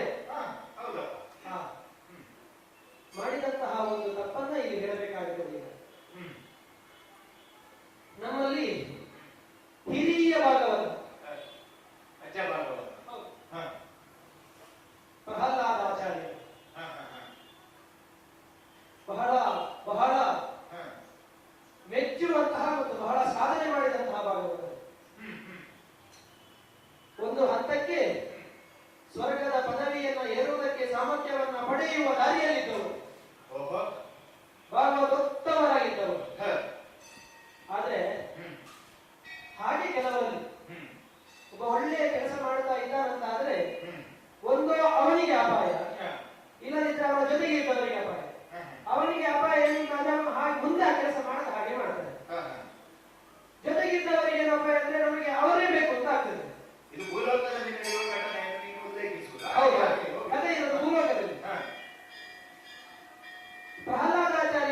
ದೊಡ್ಡ ಗುರುವಾಗಿರುವಂತಹ ಕಾಲದಲ್ಲಿ ನಮ್ಮ ದೇವೇಂದ್ರ ವಿದ್ಯಾರ್ಥಿಯಾಗಿ ಪ್ರಹ್ಲಾದನಿಗೆ ಬರುತ್ತಾರೆ. ಒಳ್ಳೆಯದು. ವಿದ್ಯೆಯನ್ನು ಅರ್ಚನೆ ಮಾಡುತ್ತಾರೆ. ಒಂದಷ್ಟು ವರ್ಷಗಳವರೆಗೆ ವಿದ್ಯಾಭ್ಯಾಸವನ್ನು ಮಾಡಿ ಒಂದು ಹಂತಕ್ಕೆ ಬರುವಾಗ ವಿದ್ಯಾಭ್ಯಾಸ ಮುಗಿದು ನಿನ್ನದು ಹೋಗಬಹುದು ಎಂದು ಹೇಳಿದಾಗ ವಿನೀತನಾಗಿದ್ದ ದೇವೇಂದ್ರನಿಗೆ ಗುರುಗಳೇ ಮೆಚ್ಚಿ ನಿನ್ನ ವಿದ್ಯಾರ್ಜನೆಯನ್ನು ನಾನು ಮೆಚ್ಚಿದ್ದೇನೆ, ನಿನಗೆ ಏನು ಬೇಕು ಕೇಳಿಕೊ. ಬಹುಶಃ ಇದೇ ಮೊದಲು ಒಬ್ಬ ಗುರುವಾಗಿ ವಿದ್ಯಾರ್ಥಿಗೆ ಮೆಚ್ಚಿಕೊಟ್ಟಂತಹ ವಿದ್ಯಾರ್ಥಿ ವೇತನದ ಕ್ರಮ. ಅಂತಹ ಪ್ರಹ್ಲಾದಾಚಾರ್ಯರು ಇದನ್ನ ಕೇಳಿದ ಕೂಡಲೇ ಈ ಅವಕಾಶಕ್ಕಾಗಿಯೇ ಕಾಯುತ್ತಿದ್ದಂತಹ ದೇವೇಂದ್ರ ಗುರುವಿನ ಶೀಲವನ್ನೇ ದಾನವಾಗಿ ಕೇಳಿದರಲ್ಲ. ಇದರಿಂದಾಗಿ ಇಂದ್ರ ಪದವಿಯನ್ನು ಪಡೆಯುವುದಕ್ಕಾಗಿ ಅಡೆತಡೆಯಾಯಿತು. ಒಬ್ಬ ಗುರುವಿನಲ್ಲೇ ಅಷ್ಟು ವರ್ಷಗಳ ಕಾಲ ವಿದ್ಯಾಭ್ಯಾಸವನ್ನು ಮಾಡುತ್ತಿದ್ದವನು ಯಾವ ಕಾರಣಕ್ಕಾಗಿ ಶೀಲವನ್ನು ಕಸಿದುಕೊಳ್ಳಬೇಕಿತ್ತು? ತಾನು ಬಳಕೆ ಮಾಡುವುದಕ್ಕೆ ಸಾಧ್ಯವಿತ್ತು. ಕಾರ್ತವೀರ್ಯಾದಿಗಳಾದರೂ ಅವರ ಉದ್ದೇಶದ ಚಕ್ರವರ್ತಿಯಾಗಿ ಕಾಮಧೇನುವನ್ನು ತೆಗೆದುಕೊಂಡು ಹೋಗುವುದಾದರೆ ದೇಶದ ಸಂಪತ್ತಾಗಿ ಬಳಕೆ ಮಾಡುತ್ತಾ ಇದ್ದ. ಅವನ ಸ್ವಂತಕ್ಕಾಗಿ ಅಲ್ಲ. ದೇವೇಂದ್ರ ಪಡೆದುಕೊಂಡದ್ದು ತನ್ನ ಸ್ವಾರ್ಥಕ್ಕಾಗಿ ಅಲ್ವ? ಮಹರ್ಷಿ ಹಿರಣ್ಯಕಶ್ಯಪ ಪುತ್ರನಾದಂತಹ ಪ್ರಹ್ಲಾದರಾಯನಲ್ಲಿಗೆ ಹೋದಂತಹ ದೇವೇಂದ್ರ ಶಿಷ್ಯವೃತ್ತಿಯನ್ನು ಗೈದು ತನ್ಮೂಲಕವಾಗಿ ಅನೇಕ ವರ್ಷಗಳ ಕಾಲ ಪೃಚ್ಛಕ ವೇಷದಲ್ಲಿದ್ದು ವಿದ್ಯಾರ್ಜನೆಯನ್ನು ಮಾಡುವ ಮುಖೇನ ವಿದ್ಯೋನ್ನತಿಯನ್ನು ಪಡೆದು ಗುರುವನ್ನು ಮೆಚ್ಚಿಸಿ ಗುರುವೇ ನಿನಗೆ ಉಡುಗೊರೆಯನ್ನು ಕೊಡ್ತೇನೆ ಅಂತ ಹೇಳುವಲ್ಲಿ ಅವರೇ ಗುರುವೇ ವರವನ್ನು ಕೊಡ್ತಾನೆ. ಇಲ್ಲಿ ಮೋಸ ಅಂತ ಬರುವುದಿಲ್ಲ. ಗುರುವೇ ಮೆಚ್ಚಿಕೊಟ್ಟದಲ್ವ. ಈಗ ಒಂದು ಯಾರೋ ಒಬ್ಬರೊಂದು ಪ್ರಶಸ್ತಿ ಕೊಡ್ತಾರೆ. ಈ ಕ್ಷೇತ್ರದಲ್ಲಿ ಇವರು ಮಾಡಿದಂತಹ ಸಾಧನೆಗೆ ನಾವು ಮೆಚ್ಚಿಕೊಡುವಂತಹ ಈ ಪ್ರಶಸ್ತಿ, ಅದನ್ನು ಮೋಸದಿಂದ ಪಡೆಯುವುದು ಅಂತ ಹೇಳಲಿಕ್ಕೆ ಆಗ್ತದೋ? ಪ್ರಶಸ್ತಿಯಾದರೆ ನಾವು ಮೆಚ್ಚಿ ನಮ್ಮ ಆಯ್ಕೆಯ ಪ್ರಶಸ್ತಿಯಾಗಿರ್ತದೆ. ನಿಮಗೆ ಬೇಕಾದನ್ನು ಕೇಳಿ ಅಂತ ಹೇಳುವ ನಿಮ್ಮ ಜೀವವೇ ಕೊಡಿ ಅಂತ ಹೇಳಿದ್ರೆ, ಅಥವಾ ನೀವು ಮುಂದೆ ಸಂಪಾದನೆ ಮಾಡಬೇಕಾದ ಸಂಪತ್ತನ್ನು ಕೊಡಿ ಅಲ್ಲ. ಇಲ್ಲಿ ಎರಡು ಆಯ್ಕೆ ಉಂಟು ಪ್ರಹ್ಲಾದನಿಗೆ. ಒಂದ ಕೊಡುವುದಿಲ್ಲ, ಶೀಲವೇ ನನಗೆ ಮುಖ್ಯ, ಇದನ್ನು ಬಿಟ್ಟು ನೀನು ಬೇರೆ ಏನನ್ನಾದರೂ ಕೇಳಬಹುದು. ಒಂದನೇ ಆಯ್ಕೆ. ಎರಡನೆಯದು ಇಲ್ಲ ಕೊಡ್ತೇನೆ. ಈಗ ನೀನು ಹೇಳುವ ಹಾಗೆ ನಿನ್ನ ಕಥೆಯಲ್ಲಿ ಶೀಲವನ್ನು ಪ್ರಹ್ಲಾದರಾಯ ಕೊಟ್ಟ ಅಲ್ಲ. ಕೊಡುವುದೇ ಕೇಳಿದ್ದನ್ನು ಕೊಡುವುದಿಲ್ಲ ಅಂತ ಹೇಳಿದ್ರೆ ಶೀಲ ಹೋಯ್ತಲ್ಲ. ತಾನು ಯಾವುದನ್ನ ಆಚರಣೆ ಮಾಡಿಕೊಂಡು ಅದನ್ನ ಮೀರಿ ನಡೆದ ನಂತರ ಶೀಲವನ್ನು ಕೆಡಿಸಿಕೊಂಡ ಹಾಗೆ ಆಯ್ತು. ಹೌದಲ್ವಾ? ನೆನಪಿಟ್ಟುಕೊಳ್ಳಬೇಕು ಮನೆಯವರಿಗೆ. ಈಗ ಶೀಲವನ್ನು ಕೊಟ್ಟ ಅಂತ ಹೇಳುವಲ್ಲಿಗೆ ಶೀಲವನ್ನು ಪಡೆಕೊಂಡಂತಹ ಇಂದ್ರ, ಶೀಲವನ್ನು ಕೊಟ್ಟಂತಹ ಪ್ರಹ್ಲಾದರಾಯ, ಶೀಲವನ್ನು ಕೊಟ್ಟ ದಿನದಿಂದ ಶೀಲ ನಷ್ಟವಾಗಿ ಭ್ರಷ್ಟನಾಗಿ ಆತ ದುಶ್ಶೀಲನಾದನೆ ಇಲ್ಲವಲ್ಲ? ಅಂತಹ ಕಥೆಯನ್ನು ನಾವು ಕೇಳುವುದಿಲ್ಲ ಅಲ್ವೇ? ಒಂದು ದೀಪ ಹುಟ್ಟಿರ್ತದೆ, ದೊಡ್ಡ ದೀಪ ಅಂತ ಇರ್ತದೆ, ಅದರಿಂದ ಇನ್ನೊಂದು ದೀಪವನ್ನು ಉರಿಸಲಿಕ್ಕೆ ಬರ್ತದೆ. ಈ ದೀಪವನ್ನು ಉರಿಸುವುದರ ಮುಖೇನ ಆ ಮೂಲ ದೀಪದಲ್ಲಿರುವಂತಹ ದೀಪದ ಪ್ರಕಾಶ ಕಡಿಮೆ ಆಯಿತು ಅಂತ ಹೇಳುವುದಕ್ಕೆ ಬರುವುದಿಲ್ಲ. ಒಬ್ಬ ಗುರು ಇರ್ತಾನೆ, ಅವರಲ್ಲಿರುವಂತಹ ಜ್ಞಾನವನ್ನು ಅವನು ಕೊಡ್ತಾನೆ. ಅದಕ್ಕೆ ನಾವು ಹೇಳುವುದು ವಿದ್ಯಾದಾನ ಅಂತ. ಈಗ ವಿದ್ಯಾದಾನವನ್ನು ಮಾಡುವುದರಿಂದ ಆ ಮೂಲವಾಗಿರುವಂತಹ ಗುರುವಿನಲ್ಲಿರುವಂತಹ ವಿದ್ಯೆ ಕಡಿಮೆ ಆಗ್ತದೆ. ವಿದ್ಯೆ ನಷ್ಟವಾಯಿತು, ನಾನು ಶಿಷ್ಯನಿಗೆ ಕೊಟ್ಟೆ ಅಂತ ಹೇಳುವಲ್ಲಿ ಕಡಿಮೆ ಆಗ್ತದ? ಇಲ್ಲವಲ್ಲ. ಆದ್ದರಿಂದ ಇನ್ನೂ ಒಂದು ಹೇಳ್ತೇನೆ, ದೇವತೆಗಳು ಯಾವಾಗಲೂ ಪರೋಕ್ಷ ಪ್ರಿಯರು. ದೇವತೆಗಳು ಮಾಡಿದಂತಹ ಕೃತ್ಯವನ್ನು ಬೇರೆಯವರು ಮಾಡುವುದಕ್ಕಾಗುವುದಿಲ್ಲ. ಈಗ ದೇವತೆಗಳು ವೇಷ ಹಾಕಿ ಹೋದ, ಅಲ್ಲಿ ಮೋಸ ಅಂತ ಬರುವುದಿಲ್ಲ. ದೇವತೆಗಳಂತಹ ಮಾಡಿದಂತಹ ನಡೆಯನ್ನು, ಅವರು ನಡೆದಂತಹ ದಾರಿಯನ್ನು, ಅದು ಆದರ್ಶ ರೂಪವಾಗಿ ಲೋಕದಲ್ಲಿ ಇರುವಂತಹ ಜನರು ಮಾಡುವ ಹಾಗೆ ಇಲ್ಲ ಎನ್ನುವುದು ಶಾಸ್ತ್ರದಲ್ಲಿ ವಿಧಿಸಿರುವಂತಹ ವಿಧಿ. ಅರ್ಥ ಮಾಡಿಕೊಳ್ಳಬೇಕು. ಇಲ್ಲಿ ದೇವೇಂದ್ರ ಮಾಡಿದಂತಹ ಈ ಕೃತ್ಯದಿಂದಾಗಿ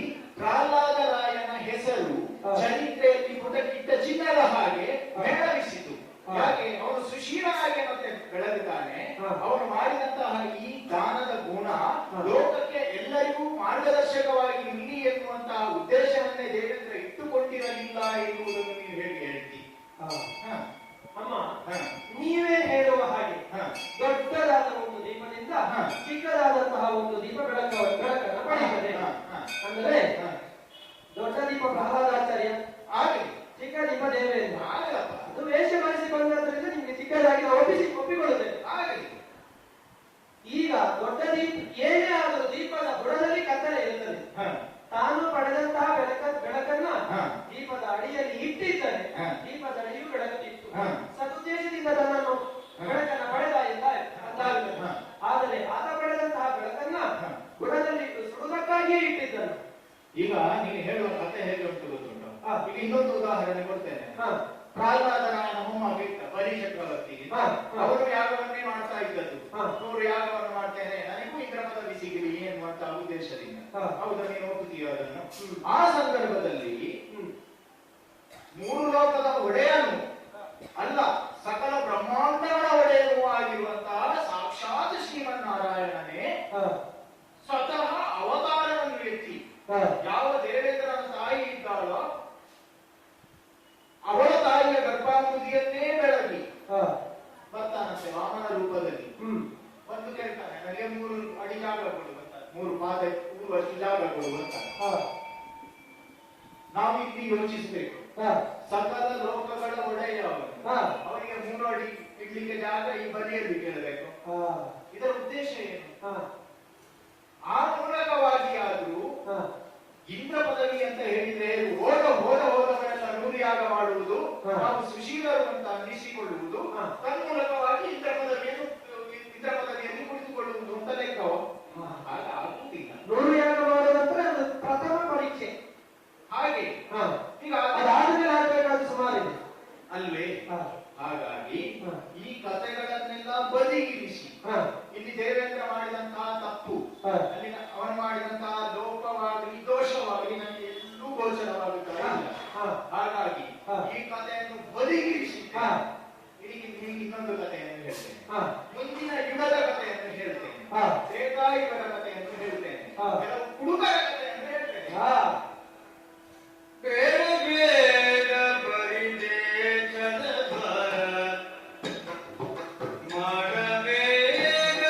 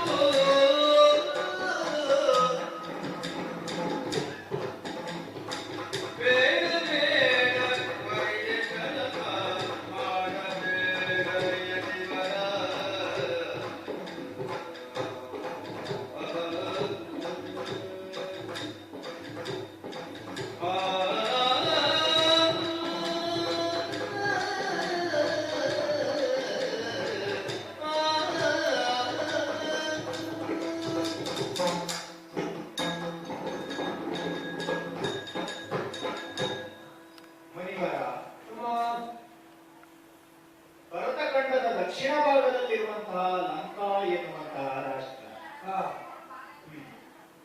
ಆ ರಾಷ್ಟ್ರಕ್ಕೆ ಹೆಸರು ಬರುವುದಕ್ಕೆ ಮೂಲ ಕಾರಣ ರಾವಣ ಎನ್ನುವಂತಹ ಒಬ್ಬ ರಾಕ್ಷಸ. ರಾಕ್ಷಸ ಎನ್ನುವುದಕ್ಕಿಂತಲೂ ಬ್ರಹ್ಮ ರಾಕ್ಷಸ ಅಂತಲೇ ಹೇಳಬೇಕು. ಯಾಕೆ? ಪರಮ ಕರ್ಮಠನಾದಂತಹ ವಿಶ್ರಾವಸು ಎನ್ನುವಂತಹ ಬ್ರಾಹ್ಮಣನಿಗೆ ಕೈಕಸೆ ಎನ್ನುವಂತಹ ರಾಕ್ಷಸಿಯ ಕ್ಷೇತ್ರದಲ್ಲಿ ಹುಟ್ಟಿದಂತಹ ಈ ವೈಶ್ರವಣರು ರಾವಣ ಕುಂಭ ಶ್ರವಣಾದ್ಯರು ಹೇಳಿ ಕೇಳಿ 64 ವಿದ್ಯೆಗಳನ್ನು ಕಲಿತವನಂತೆ ಆ ರಾವಣ. ಸಾಮ ವೇದಕ್ಕೆ ಭಾಷ್ಯವನ್ನು ಬರೆದು ಅದಕ್ಕೆ ಸಂಗೀತ ಸಂಯೋಜನೆ ಮಾಡಿದಂತಹ ಸಂಗೀತ ನಿರ್ದೇಶಕ ಭಾಗದ ಅಂತಹ ರಾವಣ, ಹಾಗೆ ಕುಂಭಕರ್ಣಾದಿಗಳು. ಮತ್ತೆ ಆ ಕಾಲದಲ್ಲಿ ಮತ್ತೊಬ್ಬ ಇದ್ದ, ವಾಲಿ ಎನ್ನುವಂತಹ ಇಂದ್ರ.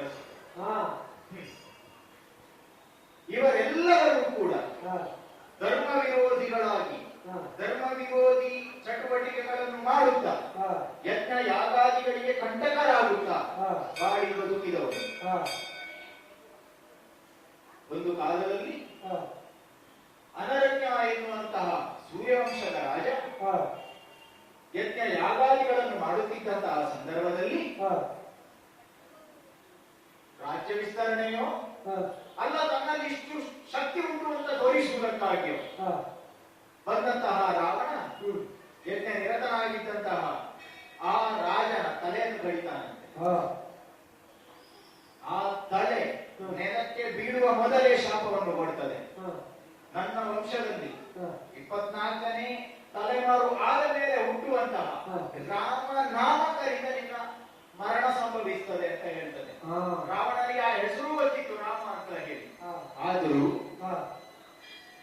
ರಾಮನ ಹೆಂಡತಿಯಾದಂತಹ ಸೀತೆಯನ್ನೇ ಕದೀತಾನೆ. ಅವರಿಗೆ ಗೊತ್ತುಂಟು, ರಾಮ ಎನ್ನುವಂತಹ ಸೂರ್ಯವಂಶದ ಅರಸನಿಂದಲೇ ನನಗೆ ಮರಣ ಬರ್ತದೆ, ಸಂಭವಿಸ್ತದೆ. ಯಾಕೆ? ಅಹಂಕಾರ. ಗೊತ್ತಿದ್ದು ಮಾಡ್ತೇನೆ. ಈ ಅಹಂಕಾರ ಬರುವುದು ಯಾವಾಗ ಹೇಳು? ಸ್ವಲ್ಪ ತೆಕೊಳ್ಳಬೇಕು. ಹೆಂಡ ತೆಕೊಂಡಾಗ ಎಲ್ಲ ಹೆಂಡಿರು ಮಕ್ಕಳು ಎಲ್ಲರೂ ಮರೀತಾನೆ, ಎಲ್ಲವನ್ನು ಮರೀತಾನೆ.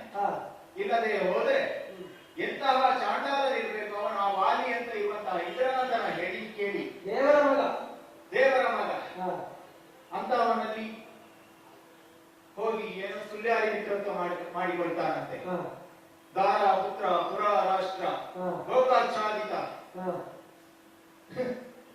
ಹೆಂಡತಿಯನ್ನು ಅದಲು ಬದಲು ಮಾಡಿಕೊಡ್ತೇವೆ ಎನ್ನುವಂತಹ ಸುಳ್ಯಾರಿ ಮಿತ್ರತ್ವ. ಎಂತಹ ಮಿತ್ರತ್ವ ಕೇಳು.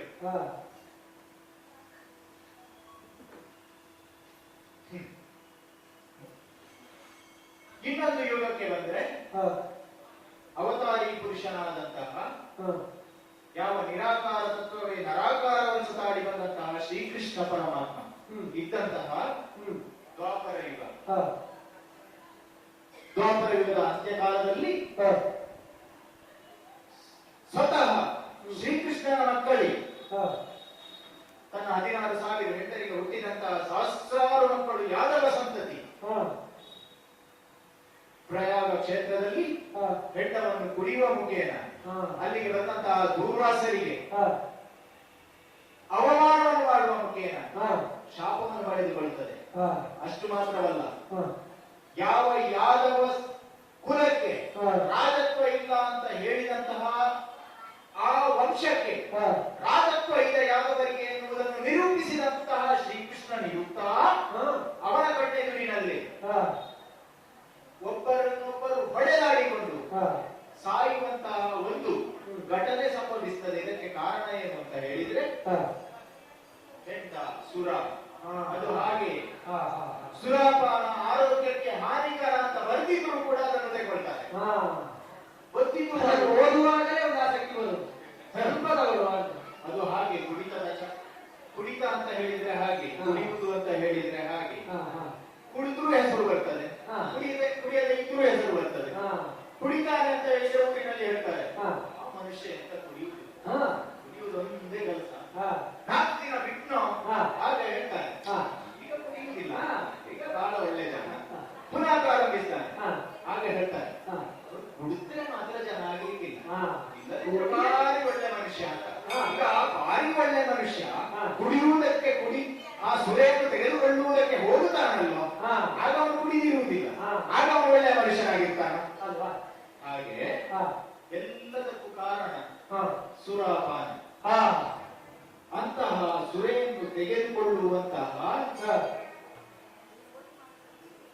ಇರುವಂತಹ ಭೂಮಿಗೆ ಹಾ ನಾನು ಬರಲೊಲ್ಲೆ, ಹಾ. ನೀವು ಧಾರಾಳವಾಗಿ ಹಿಂತಿರುಗಿ ಹೋಗಬಹುದು.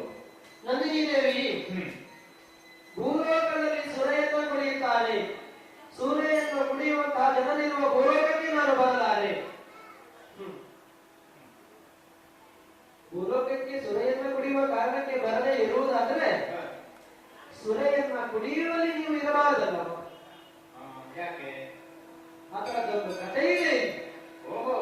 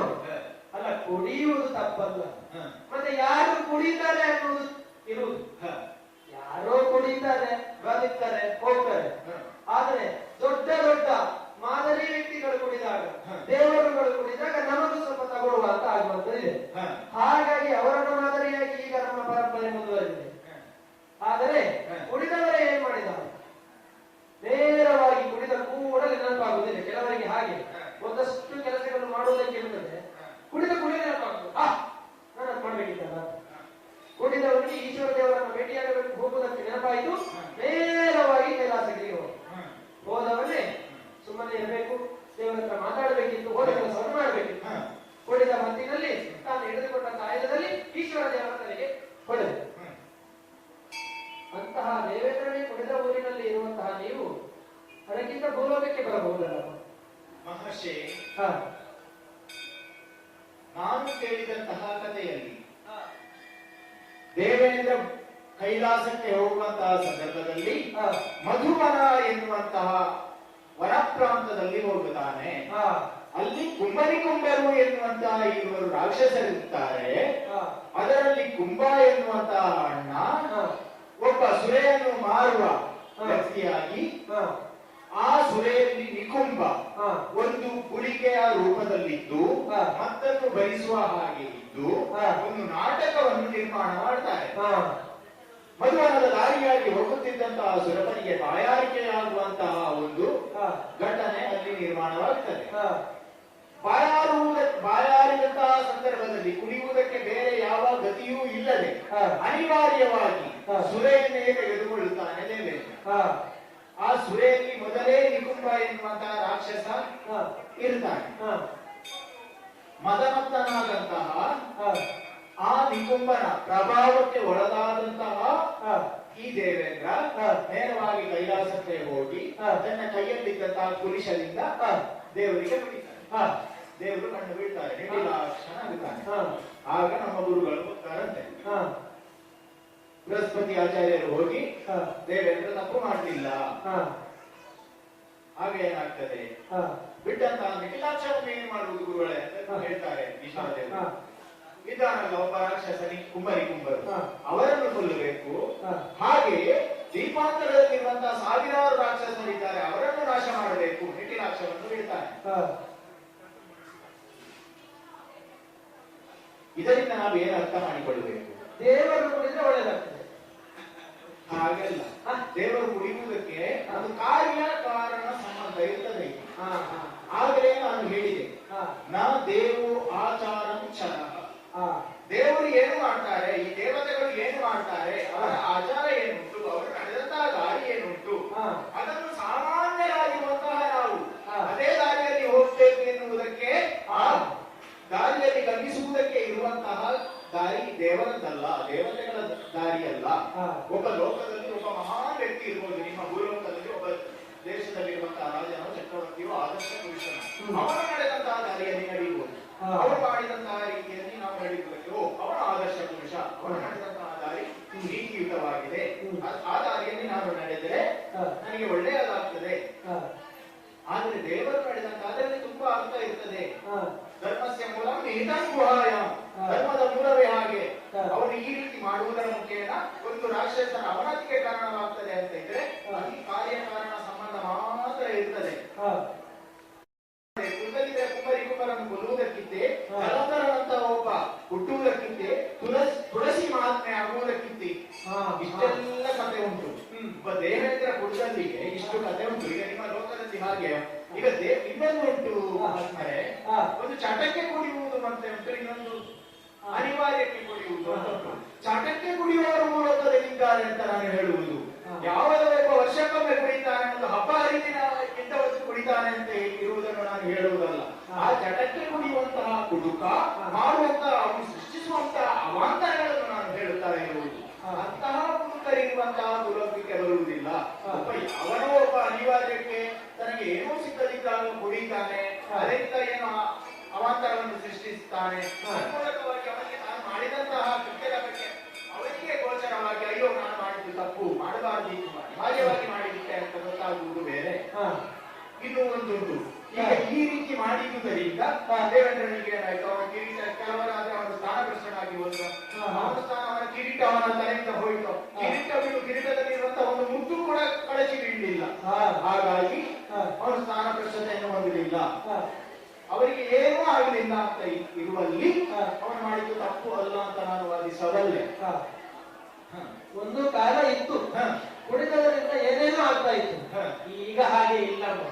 ಈಗ ನಾವು ಕುಡಿತದ ಆ ಪದಾರ್ಥಗಳನ್ನು ಶುದ್ಧೀಕರಿಸಿದ್ದೇವೆ, ಅದರಿಂದ ಆದಷ್ಟು ಆರೋಗ್ಯಕ್ಕೆ ಆಗುವಂತಹ ಹಾನಿಕಾರವನ್ನು ತಪ್ಪಿಸಿದ್ದೇವೆ. ಆಗ ಆಗುವುದಿಲ್ಲ. ನೀವು ನನಗೆ ಬರಬೇಕು.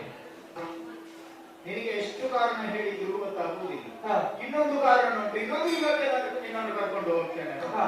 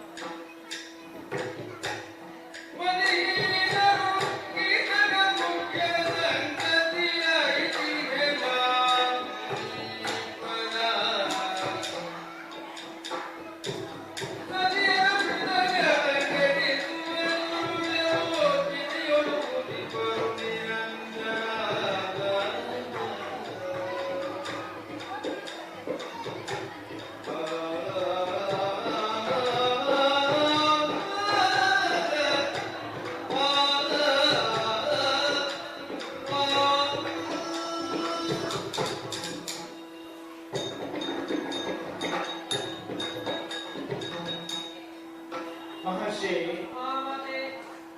ಮಾತೃವತ್ ಪರದಾರೇಶು ಪರದ್ರವ್ಯೇಶು ರೋಷ್ಟವತ್. ಪರ ನಾರಿಯನ್ನು ಮಾತೆ ಅಂತ ನೀನು ಕಾಣಬೇಕು ಅಂತ ಶಾಸ್ತ್ರ ಹೇಳ್ತದೆ. ಈ ಶಾಸ್ತ್ರಗಳಾಗಲಿ, ವೇದಗಳಾಗಲಿ, ಉಪನಿಷತ್ತಾಗಲಿ, ವೇದಾಂಗಗಳಾಗಲಿ ಯಾಕೆ ಇದೆ ಹೇಳು? ಪುರಾಣಗಳು, ಅವುಗಳಿಂದ ಇರುವಂತಹ ಕಥೆಗಳು, ಉಪಕಥೆಗಳು, ಆ ಕಥೆಗಳ ಸಾರವನ್ನು ತೆಗೆದುಕೊಂಡು ಆ ಕಥೆಗಳಿಂದ ನಾವು ಜೀವನದಲ್ಲಿ ಏನಾದರೂ ಕಲಿಯಬೇಕು ಎನ್ನುವುದಕ್ಕಾಗಿ ಪರದಾರ ಪೀಡಕರನ್ನು ಪ್ರತಿ ಯುಗಗಳಿಗೂ ನಾವು ನೋಡ್ತೇವೆ. ತ್ರೇತಾಯುಗದಲ್ಲಿ ರಾವಣನೇ ಸೀತೆ ಎನ್ನುವಂತಹ ಆ ರಾಘವನ ಮಡದಿಯನ್ನು ಕದ್ದುಕೊಂಡು ಹೋದಂತಹ ಕಥೆಯನ್ನು ಕೇಳಿದ್ದೇವೆ. ತನ್ಮೂಲಕವಾಗಿ ಅದರಿಂದ ಆತ ನಾಶವಾದಂತಹ ಕಥೆಯನ್ನು ನಾವು ಕೇಳ್ತೇವೆ. ಆದರೆ ಏನು ಮಾಡ್ತೀವಿ? ಈಗಿರುವಂತಹ ಕಲಿಯುಗ ಅಲ್ಲ, ತ್ರೇತಾಯುಗದ ಆದ ಮೇಲೆ ಬಂದಂತಹ ದ್ವಾಪರ ಯುಗದಲ್ಲಿದ್ದಂತಹ ದಂಡಧರನಾಗಿರುವಂತಹ ರಾಜರೇ ಅದನ್ನು ಆ ಕಥೆಯ ಸಾರಾಂಶವನ್ನು ತಮ್ಮ ಜೀವನದಲ್ಲಿ ಅಳವಡಿಸಿಕೊಳ್ಳಲಿಲ್ಲ ಅಂತ ಆದ್ರೆ ಅದಕ್ಕಿಂತ ಕೆಟ್ಟದಾದಂತಹ ಮರಣ ಹೇತುವಾದಂತಹ ಕಾರ್ಯ ಏನುಂಟು ಅಂತ ನಾನು ಹೇಳಬೇಕು. ಲೋಕದಲ್ಲಿ ಧರ್ಮಾತ್ಮರಾಗಿ, ಸತ್ಯನಿಷ್ಠರಾಗಿ, ಭೂತಾತ್ಮರಾಗಿ ಬದುಕಿದಂತಹ ಪಾಂಡವರ ಕಥೆಯನ್ನು ನಾವು ಕೇಳ್ತೇವೆ. ಪಾಂಡವರೈವರ ಮಡದಿಯಾದಂತಹ ಪಾಂಚಾಲೆಯ ಕಥೆಯನ್ನು ನಾವು ಕೇಳಿದ್ದೇವೆ. ಒಂದು ಕಾಲದಲ್ಲಿ ಕೌರವನು ಮಾಡಿದಂತಹ ದುಷ್ಕೃತ್ಯಕ್ಕೆ ಒಳಗಾಗಿ ಆಡಿದಂತಹ ಜೂಜಿನಲ್ಲಿ ಸೋತು ವನವಾಸವನ್ನು, ಅಜ್ಞಾತವಾಸವನ್ನು ತನ್ಮೂಲಕವಾಗಿ ಪಡೆದಂತಹ ಅವರು ವನವಾಸವನ್ನು ಮುಗಿಸಿ 1 ವರ್ಷದ ಅಜ್ಞಾತವಾಸ ಸಂದರ್ಭ ವಿರಾಟ ನಗರಿಗೆ ಹೋಗುತ್ತಾರಂತೆ. ರಾಜಸೂಯ ಯಾಗದ ಔಕೃತ ಸ್ನಾನವನ್ನು ಮಾಡಿದಂತಹ ಆ ಪಾಂಚಾಲಿ ದ್ರೌಪದಿ ಪಾಂಡವರೈವರ ಮಡದಿ, ಚಂದ್ರವಂಶದ ಸೊಸೆ ಹೇಳಿ ಕೇಳಿ ಯಕಶ್ಚಿತ್ ಚಂದ್ರವಂಶದ ಅಡಿಯಾಳಾದಂತಹ ವಿರಾಟ ರಾಜನ ಅರಮನೆಯಲ್ಲಿ ವಿರಾಟ ರಾಜನ ಮಡದಿಗೆ ಸೇವಕಿಯಾಗಿ, ಅವಳ ಚಾಕರಿಯನ್ನು ಮಾಡುವಂತಹ ಒಬ್ಬಳು ಚಾರಕಿಯಾಗಿ ತನ್ನ ಜೀವನವನ್ನು ಕಳೆಯುವಂತಹ ಸಂದರ್ಭ ಒದಗಿ ಬರ್ತದೆ. ಆದರೂ ತಾವು ನಡೆದಂತಹ ಧರ್ಮಕ್ಕೆ ಚ್ಯುತವಾಗಬಾರದು, ಸತ್ಯಕ್ಕೆ ನಿಷ್ಠರಾಗಿರಬೇಕು ಎನ್ನುವಂತಹ ನೆಲೆಯಲ್ಲಿ ಆ ಕಾರ್ಯವನ್ನು ಆಕೆ ಮಾಡ್ತಾ ಇರ್ತಾಳೆ. ಅಂತಹ ಸಂದರ್ಭದಲ್ಲಿ ಆ ಸುದೇಶ್ನೆಯ ಅಣ್ಣನಾಗಿರುವಂತಹ ಕೀಚಕ ಎನ್ನುವಂತಹ ವ್ಯಕ್ತಿ ಇರ್ತಾನೆ. ಬಲಾನ್ವಿತನಾದಂತಹ ಆತ ವಿರಾಟ ನಗರಿಯ ಶಾಸನವನ್ನು ಮಾಡುವಂತಹ ಶಾಸಕನೂ ಹೌದು, ಗಂಡಧರನಾದಂತಹ ರಾಜನಿಗೆ ಬಲಗೈ ಗಂಟನೂ ಹೌದು. ಆದರೆ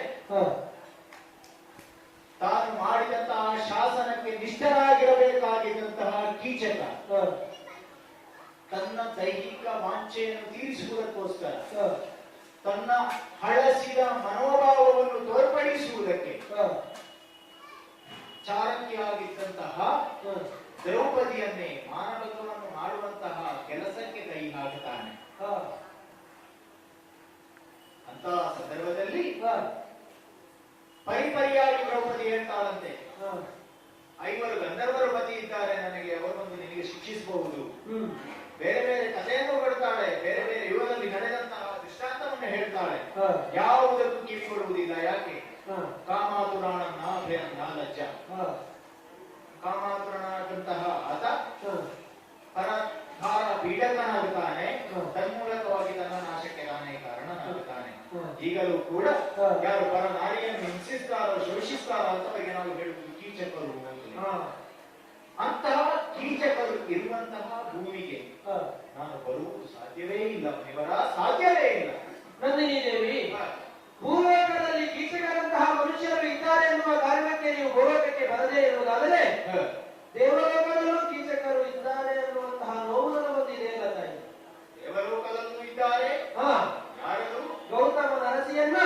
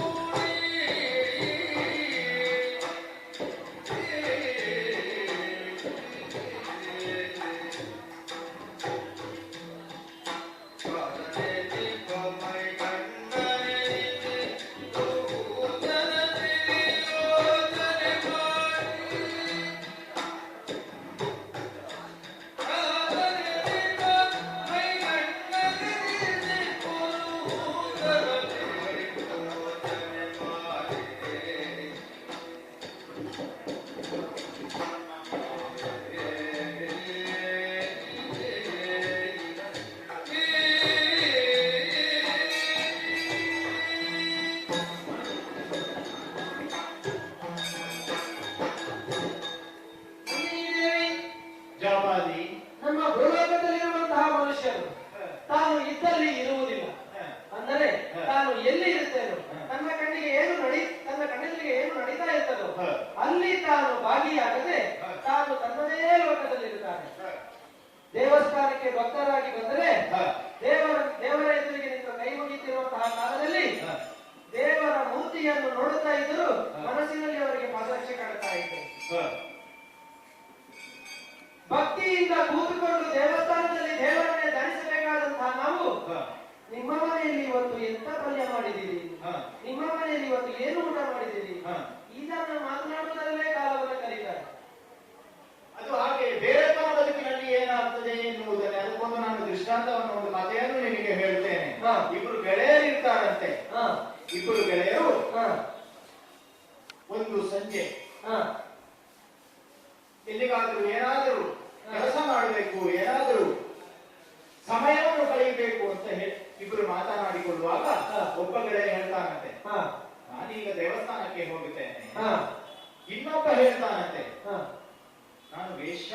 ದೇವಸ್ಥಾನಕ್ಕೆ ಹೋಗ್ತಾ ಇದ್ದೇನೆ. ದೇವಸ್ಥಾನಕ್ಕೆ ಹೋಗುವಂತಹ ವ್ಯಕ್ತಿ ಹೇಳ್ತಾನಂತೆ, ಅಲ್ಲಿಗೆಲ್ಲ ಹೋಗಬಾರದು, ನಮ್ಮ ಧರ್ಮದಲ್ಲೆಲ್ಲ ಅದೆಲ್ಲ ಇಲ್ಲ, ಅದು ಮಾಡುವುದು ಪಾಪಕರ್ಮ, ಹಾಗೆ ಯೋಚಿಸಿಕೊಳ್ತಾನೆ. ಆಚರಣೆ ಹೇಳ್ತಾನೆ, ಇಲ್ಲ ಇಲ್ಲ ನಾನು ಹೋಗಲೇಬೇಕು. ಇಬ್ಬರು ಅವರವರು ಏನು ನಿರ್ಧಾರ ಮಾಡ್ತಾರೋ ಅಲ್ಲಿಗೆ ಹೋಗುತ್ತಾರೆ. ಹೌದು, ಈ ದೇವಸ್ಥಾನಕ್ಕೆ ಬಂದಂತಹ ವ್ಯಕ್ತಿ ಯೋಚಿಸ್ತಾನಂತೆ, ನನ್ನ ಗೆಳೆಯ ಏನು ಮಾಡ್ತಾ ಇರ್ಬೋದು ಈಗ, ಎಷ್ಟು ಹೊತ್ತು ಅಲ್ಲಿಗೆ ಹೋಗಿದ್ದವನು ಎಷ್ಟು ಹೊತ್ತಿಗೆ ಬರ್ತಾನೆ, ಏನೇನು ಮಾಡ್ತಾ ಇರ್ತಾನೆ ಯೋಚಿಸ್ತಾ ಇರ್ತಾನಂತೆ. ಈ ವೇಶ್ಯಾಲಯಕ್ಕೆ ಹೋದಂತಹ ವ್ಯಕ್ತಿ ಗೆಳೆಯನಿಗೂ ಹಾಗೆ ಆಗ್ತದೆ. ನನ್ನ ಗೆಳೆಯ ಹೇಳಿದ್ದು ಹೌದು, ನಾನು ದೇವಸ್ಥಾನಕ್ಕೆ ಹೋಗಬಹುದಿತ್ತು, ನಾನು ಮಾಡಿದ್ದು ಪಾಪಕರ್ಮವು, ಇದರ ಬಗ್ಗೆ ಪಾಪಪುಣ್ಯದ ಬಗ್ಗೆ ವಿಮರ್ಶೆಯನ್ನು ಮಾಡ್ತಾ ಇರ್ತಾನೆ. ಇಬ್ಬರು ಬರ್ತಾರೆ, ನಾವು ಮಾಡಿದಂತಹ ಹೋದಲ್ಲಿ ಮಾಡುವಂತಹ ಕೆಲಸವನ್ನು ಮಾಡಿ ಬರ್ತಾರೆ. ಒಂದು ಒಳ್ಳೆಯ ದಿನ ಇಬ್ಬರು ಸಾಯ್ತಾರೆ. ಅಷ್ಟು ಹೊತ್ತಿಗೆ ಈ ದೇವಸ್ಥಾನಕ್ಕೆ ಹೋದ ವ್ಯಕ್ತಿ ನರಕಕ್ಕೆ ಹೋಗ್ತಾನೆ, ಈ ವೇಷಾಲಯಕ್ಕೆ ಹೋದಂತಹ ವ್ಯಕ್ತಿ ಸ್ವರ್ಗಕ್ಕೆ ಹೋಗ್ತಾನೆ. ಈ ದೇವಸ್ಥಾನಕ್ಕೆ ಹೋದವನಿಗೆ ಆಶ್ಚರ್ಯ ಹೋಗ್ತಾನೆ, ನಾನು ದೇವಸ್ಥಾನಕ್ಕೆ ಹೋಗಿ ಪುಣ್ಯ ಸಂಚಯನ ಮಾಡಿದವರು ನಾನೇ ಹೇಗೆ ಇಲ್ಲಿ ನರಕಕ್ಕೆ ಬಂದದ್ದು.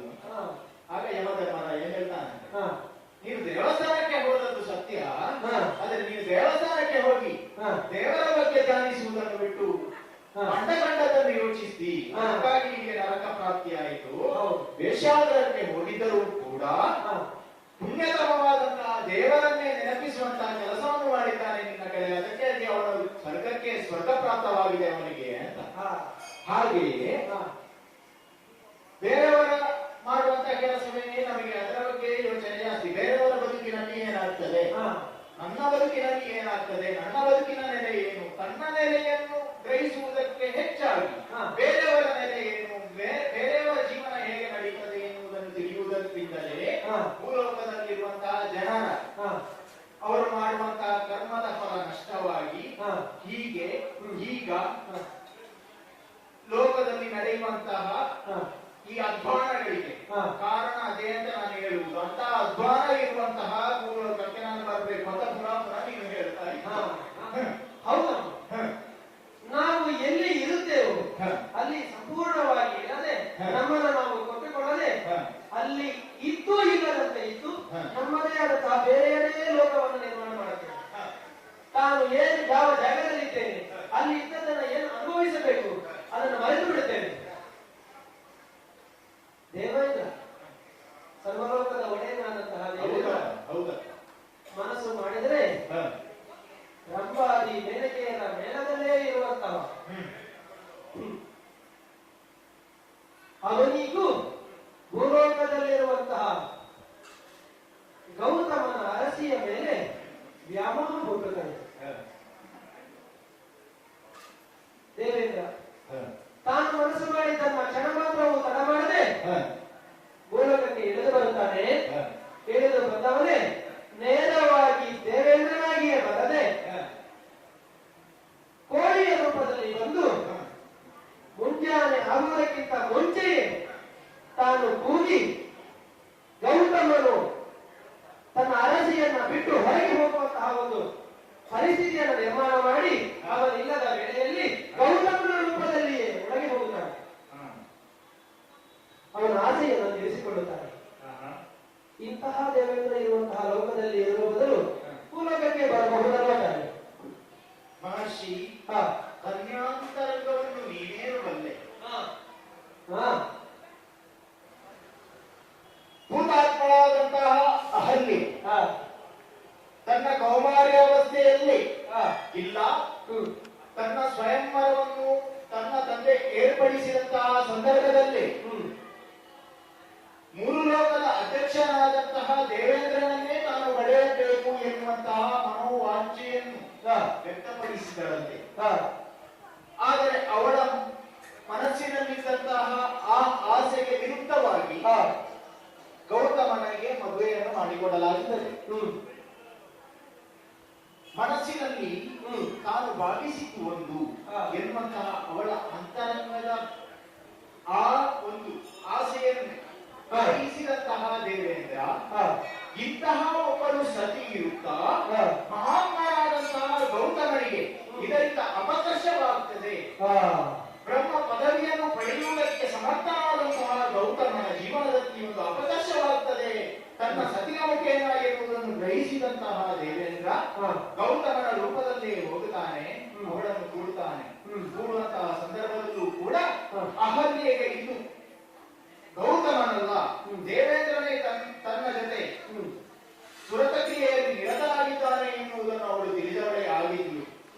ತನ್ಮೂಲಕವಾಗಿ ನಾವು ಮಾಡಿದಂತಹ ಕೃತ್ಯಕ್ಕೆ ದೇವೇಂದ್ರನು ಶಕ್ತನಾಗುತ್ತಾನೆ, ಅಹಲ್ಯೆಯೂ ಶಾಪಗ್ರಸ್ತಳಾಗುತ್ತಾಳೆ. ಇದರಿಂದ ನೀವೊಂದು ತಿಳಿಯಬೇಕು, ಲೋಕಹಿತಕ್ಕಾಗಿ ದೇವೇಂದ್ರ ಯಾವುದಕ್ಕೂ ಸಿದ್ಧನಿದ್ದಾನೆ. ಯಾಕೆ ಹೇಳ್ತೇನೆ, ಇಲ್ಲದೆ ಹೋದ್ರೆ ಗೌತಮರಿಗೆ ಎಂತಹ ಅಪಕರ್ಷ ಬರ್ತಾಯಿತು. ತನ್ನ ಹೆಂಡತಿ ಮನಸ್ಸಿನಲ್ಲಿ ಇರುವುದೊಂದು, ತಾನು ಮಾಡುತ್ತಿರುವಂತಹ ಕೃತ್ಯ ಇದೊಂದು. ಕರ್ಮಾಂತರಂಗವನ್ನು ತಿಳಿದಂತಹ ದೇವೇಂದ್ರ ಮಾಡಿದಂತಹ ಕೃತ್ಯ, ಇದರಿಂದಾಗಿ ತಾನೂ ಕೂಡ ಶಕ್ತನಾಗುತ್ತಾನೆ. ತನಗೆ ಬರುವಂತಹ ಭಾವನೆಯನ್ನು ಸಹಿಸಿಕೊಂಡು ಕೂಡ ಲೋಕದ ಹಿತವನ್ನು ಮಾಡುತ್ತೇನೆ. ತನ್ಮೂಲಕವಾಗಿ ಗೌತಮನೇ ಮುಂದೆ ಶ್ರೀರಾಮನ ಪಾದಸ್ಪರ್ಶವಾದಂತಹ ಮತ್ತೆ ಭೂತಾತ್ಮಳಾದಂತಹ ಹಲ್ಲೆಯನ್ನು ವಹಿಸ್ತಾನೆ. ಶುದ್ಧವಾದಂತಹ ಹಲ್ಲೆ ಮುಂದಕ್ಕೆ ಪರಮ ಸತಿಯೆನ್ನಿಸಿಕೊಳ್ತಾಳೆ. ಲೋಕದಲ್ಲಿ ಪರಮ ನಾರಿಯರಿಗೆ ಪರಮ ಪತಿವೃತೆಯಾಗಿ ಅವಳು ಕಂಗೊಳಿಸ್ತಾಳೆ. ಆದರೂ ಕೂಡ ಈ ಕೃತ್ಯದಲ್ಲಿ ಭಾಗಿಯಾದಂತಹ ಶಕ್ರ ಸಹಸ್ರಾಕ್ಷನಾಗುತ್ತಾನೆ. ಹಾಗಾಗಿ ಅವನು ಮಾಡಿದಂತಹ ಈ ಕೃತ್ಯದಲ್ಲೂ ಕೂಡ ಯಾವುದೇ ತಪ್ಪು ಇಲ್ಲ. ಧರ್ಮ ಎನ್ನುವುದೇ ಹಾಗೆ, ಅದರ ಗತಿಯೇ ಹಾಗೆ. ಧರ್ಮಸ್ಯ ಸೂಕ್ಷ್ಮ ಗತಿ, ಆ ಗತಿಯೇ ಹಾಗೆ ಸೂಕ್ಷ್ಮವಾಗಿರ್ತದೆ, ಸಂಕೀರ್ಣವಾಗಿರ್ತದೆ. ಅದನ್ನು ಅಳೆಯುವುದಕ್ಕಾಗಲಿ ಅದನ್ನು ವಿವರಿಸುವುದಕ್ಕಾಗಲಿ ನಾವು ಶಕ್ತರಲ್ಲ. ಹಾಗಾಗಿ ದೇವೇಂದ್ರ ಮಾಡಿದಂತಹ ಪ್ರತಿಯೊಂದು ತಪ್ಪನ್ನು ಕೂಡ ನೀನು ತಪ್ಪು ಅಂತ ಭಾವಿಸಿದ್ರೆ ಅದು ನಿನ್ನ ತಪ್ಪಾಗ್ತದೆ. ಅವನು ಮಾಡಿದಂತಹ ತಪ್ಪನ್ನು ಅವನು ಒಬ್ಬ ಮಾಡಿದಂತಹ ತಪ್ಪು ಅವುಗಳನ್ನೆಲ್ಲ ಅವನಿಗೆ ನೀನು ಆರೋಪಿಸಿ, ಲೋಕದಲ್ಲಿ ಸಹಸ್ರ ಉದಾಹರಣೆಗಳಿದೆ. ನಾನು ಹೇಳಿದಂತಹ ಉದಾಹರಣೆಗಳು ಪ್ರತಿಯೊಂದು ಯುಗದ ಉದಾಹರಣೆಗಳನ್ನು ನಾನು ಹೇಳಿದ್ದೇನೆ. ಪ್ರತಿಯೊಂದು ವ್ಯಕ್ತಿಗಳ ಉದಾಹರಣೆ, ಒಬ್ಬ ಚಕ್ರವರ್ತಿಯ ಉದಾಹರಣೆಯನ್ನು ಹೇಳಿದ್ದೇನೆ, ಒಬ್ಬ ರಾಕ್ಷಸನ ಉದಾಹರಣೆಯನ್ನು ಹೇಳಿದ್ದೇನೆ, ಬೇರೆ ಬೇರೆ ವ್ಯಕ್ತಿಗಳ ಉದಾಹರಣೆಯನ್ನು ಹೇಳಿದ್ದೇನೆ. ಪ್ರತಿಯೊಂದು ಕಾಲಧರ್ಮದ ಉದಾಹರಣೆಯನ್ನು ಹೇಳಿದ್ದೇನೆ. ಇಲ್ಲಿ ಹಾಗಲ್ಲ, ಒಬ್ಬನೇ ದೇವೇಂದ್ರನ ಉದಾಹರಣೆಯನ್ನು ಹೇಳಿದ್ದೇನೆ. ದೇವೇಂದ್ರನ ಒಂದೇ ತಕ್ಕಡಿಯಲ್ಲಿ ನೀನು ತೂಗಿ ಹಾಕಿದಿ. ಅದನ್ನೆಲ್ಲವನ್ನು ನಾನು ಅವರು ಮಾಡಿದ ತಪ್ಪನ್ನು ತಪ್ಪಲ್ಲ ಅಂತ ನಾನು ನಿರೂಪಿಸಿದ್ದೇನೆ. ಅಷ್ಟು ಮಾತ್ರ ಅಲ್ಲ, ಈಗ ದೇವೇಂದ್ರ ತಪ್ಪು ಮಾಡಿದ್ದರೂ ಕೂಡ ಈಗ ನಾನು ಎಲ್ಲವನ್ನು ದೇವೇಂದ್ರ ಮಾಡಿದ್ದು ಸರಿ ಅಂತ ಹೇಳುವುದಿಲ್ಲ. ಕೆಲವು ಆರೋಪಗಳು ತಪ್ಪಾಗಿರಬಹುದು, ಸರಿ ಅನಿಸಿರಬಹುದು, ಆರೋಪಿ ಸ್ಥಾನದಲ್ಲಿ ಇರಬಹುದು. ಅದಕ್ಕಾಗಿ ಕೆಲವು ಸಲ ಅವನು ಸಹ ಭ್ರಷ್ಟನಾದಂತಹ ದೃಷ್ಟಾಂತಗಳು ಇರಬಹುದು. ಆದ್ರೆ ಮತ್ತೆ ತನ್ನ ಸ್ಥಾನಕ್ಕೆ ಇಳಿದಿದ್ದಾನೆ, ಮತ್ತೆ ದೇವೇಂದ್ರನಾಗಿ ಹೇಳಿದ್ದಾನೆ, ಮೂರ್ಲೋಕದ ಅಧ್ಯಕ್ಷನಾಗಿ ಹೇಳಿದ್ದಾನೆ. ಹಾಗಾಗಿ ಓ ಮುನಿಯೇ, ಇನ್ನು ದೇವೇಂದ್ರನಲ್ಲ, ನಿನ್ನ ಆರೋಪಗಳಲ್ಲ, ಎಲ್ಲ ಆರೋಪಗಳನ್ನು ನಾನು ತಳ್ಳಿ ಹಾಕುತ್ತಾ ಈಗ ನಾನು ಹೇಳ್ತೇನೆ. ಈಗ ನೀನು ಬಂದಿದ್ದಿ, ನಾನು ಇಷ್ಟು ದೃಷ್ಟಾಂತಗಳನ್ನು ಹೇಳುವುದಕ್ಕೆ ಕಾರಣ ಏನು ಗೊತ್ತುಂಟಾ? ಒಂದು ಕಾಲದಲ್ಲಿ ನಾನು ಕೂಡ ಆಶ್ರಮದಲ್ಲಿದ್ದಂತಹ ಸಂದರ್ಭದಲ್ಲಿ ಕೌಶಿಕನ ಆ ದುಷ್ಕೃತ್ಯಕ್ಕೆ, ಆ ಬಲಾತ್ಕಾರಕ್ಕೆ ಒಳಗಾದವಳಿ. ಹಾಗಾಗಿ ಆ ದುಷ್ಕೃತ್ಯಕ್ಕೆ, ಅವರ ಕುತ್ಸಿತ ಮನೋಭಾವಕ್ಕೆ ಒಳಗಾದಂತಹ ನಾನು, ಆ ಬಲಾತ್ಕಾರಕ್ಕೆ ಒಳಗಾಗಿ ಹಿಂಸೆಯನ್ನು ಅನುಭವಿಸಿದ ನಾನು ನನ್ನ ಜೀವನದ ಘಟನೆಯನ್ನೇ ಹೇಳಿಕೊಳ್ಳುತ್ತಾ ಹೇಳ್ತೇನೆ. ಬರುವುದಕ್ಕೆ ಒಲ್ಲೆ. ಇದರಿಂದ ನಾನು ಭಾವಿಸುವುದೇನು ಗೊತ್ತುಂಟ? ಬರಗಾಲ ಬಂದದ್ದು ಹೊಸತಲ್ಲ ಭೂಮಿಗೆ. ಈ ಬರಗಾಲ ಬಂದಂತಹ ಸಂದರ್ಭದಲ್ಲಿ ನೀನು ಬಂದು ನನ್ನನ್ನು ಪೂಜಿಸಿ ನಾನು ಭೂಲೋಕಕ್ಕೆ ಬಂದು ಮಳೆಯನ್ನು ಸುರಿಸಿದೆ ಅಂತ ಆದ್ರೆ, ನನ್ನ ಹವ್ಯಾದಿಗಳನ್ನು ಕೊಡುವುದರ ಮುಖೇನ, ನೀವು ಯಜ್ಞ ಯಾಗಾದಿಗಳನ್ನು ಮಾಡುವ ಮುಖೇನ ಅದರಿಂದ ಸಂತೃಪ್ತರಾದಂತಹ ದೇವತೆಗಳು ಮಳೆಯನ್ನು ಸುರಿಸಿದಿರುವಂತಾದ್ರೆ ಲೋಕ ಏನು ಅಂತ ಹೇಳಿದ್ದು? ಲೋಕದಲ್ಲಿ ಕೆಟ್ಟವರಿಲ್ವೋ? ಅಲ್ಲಿ ಕೆಟ್ಟವರ ಮನೆಯ ಅಂಗಳಕ್ಕೂ ಮಳೆ ಬರುವುದಿಲ್ವೋ? ಹಾಗಾಗಿ ಒಮ್ಮೊಮ್ಮೆ ಹಾಗೆ ಆಗ್ತದೆ ಮುನಿವರ್ಯ. ಒಂದು ದೊಡ್ಡ ಕಾಡ್ಗಿಚ್ಚು ಬರ್ತದೆ, ಒಣಗಿದ ಮರಗಳ ಜೊತೆಯಲ್ಲಿ ಹಸಿರಾಗಿರುವಂತಹ ಎಳೆಯ ಮರಗಳು ಸಾಯ್ತವೆ. ಹಾಗಾಗಿ ಸತ್ತಂತಹ ಬೂದಿಯಾದಂತಹ ಮರಗಳು ಮತ್ತೆ ಗೊಬ್ಬರವಾಗುತ್ತದೆ. ಗೊಬ್ಬರವಾದಂತಹ ಮರದಿಂದ ಹೊಸವನ ಹುಟ್ಟುತ್ತದೆ. ಹಾಗಾಗಿ ಇರುವಂತಹ ಸಹಸ್ರಾರು ಕೆಟ್ಟವರ ಜೊತೆ ಬೆರಳೆಣಿಕೆಯಲ್ಲಿ ಇರುವಂತಹ ಒಳ್ಳೆಯವರು ಒಂದು ಕಾಲದ ಘಟ್ಟದಲ್ಲಿ ಸತ್ರೂ ತೊಂದರೆ ಇಲ್ಲ, ಮತ್ತೆ ಬರಲಿ. ಹಾ. ಅದಕ್ಕೆ ಈ ನಂದಿನಿ ಆದಂತಹ ಉಪಾಧಿ ಬೇಡ. ಹಾ. ಯಾಕೆ ಹೇಳ್ತೇನೆ, ನೀನು ಬಂದಿದ್ದೀಯಲ್ಲ, ಬಂದವನೇ ನೇರವಾಗಿ ದೇವೇಂದ್ರನ ಕಾಲಬುಡಕ್ಕೆ ಎರಗಿದ್ದಿ. ಹಾ. ದೇವೇಂದ್ರನ ಕಾಲಬುಡಕ್ಕೆ ಅವನನ್ನು ಪೂಜಿಸಿದ್ದಿ. ಹಾ. ಅವನೇ ಕರ್ಕೊಂಡು ಹೇಳಿದ್ದಾನೆ ಹೋಗಿ ನಂದಿನಿಯನ್ನು ಹೇಳು ಅಂತ. ಅಲ್ಲಿ ಹೋಗಿ ಪೂಜಿಸಿದಂತಹ ದೇವೇಂದ್ರನ ಬಗ್ಗೆ ಇಲ್ಲಿ ಬಂದು ಆರೋಪಿಸ್ತಿ. ಯಾವ ಉಪಾಧಿಯಿಂದ ನೀನು ಹತ್ತಿದ್ದೀಯೋ, ಯಾವ ಏಣಿಯಿಂದ ನೀನು ಹತ್ತಿದ್ದೀಯೋ ಅದೇ ಏಣಿಯನ್ನು ತುಳಿದಿದ್ದಿ ಅಂತ ಆದ್ರೆ ನಾಳೆ ನನಗೂ ಹಾಗೆ ನೀನು ಮಾಡಬಹುದು.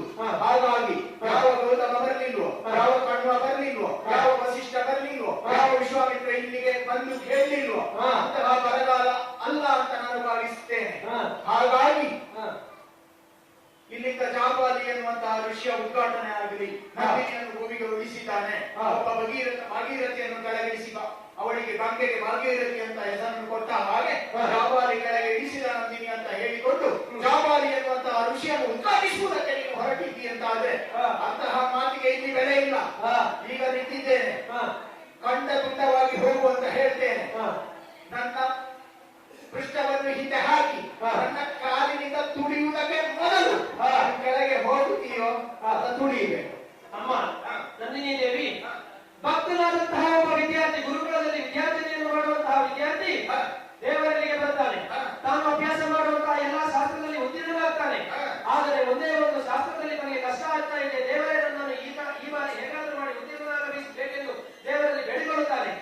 ಎಲ್ಲ ಪರೀಕ್ಷೆಯಲ್ಲಿ ನಾನು ಉತ್ತೀರ್ಣನಾದರೂ ಕೂಡ ಶಸ್ತ್ರವಿದ್ಯೆಯಲ್ಲಿ ನಾನು ಉತ್ತೀರ್ಣನಾಗುತ್ತಿಲ್ಲ ಎಂದು ಬೇಡಿಕೊಳ್ಳುತ್ತಾನೆ. ವಿನಯತೆಯಿಂದ ಕೇಳುತ್ತಾನೆ. ಆಗ ಮುಂದಕ್ಕೆ ಹೋಗಿ ಮತ್ತೆ ಒಮ್ಮೆ ತನ್ನನ್ನು ತಾನು ಪರೀಕ್ಷೆಗೆ ಒಡ್ಡಿಕೊಳ್ಳುತ್ತಾನೆ. ಆದರೆ ಮತ್ತು ಅನುತ್ತೀರ್ಣನಾಗುತ್ತಾನೆ. ಮತ್ತೆ ಬರ್ತಾನೆ ದೇವರಲ್ಲಿಗೆ. ಇದ್ದಂತಹ ಒಂದು ವಿನಯತೆಯ ಭಕ್ತಿಯಿಂದ ಮೇಲೆ ನಿಲ್ಲುತ್ತಾನೆ.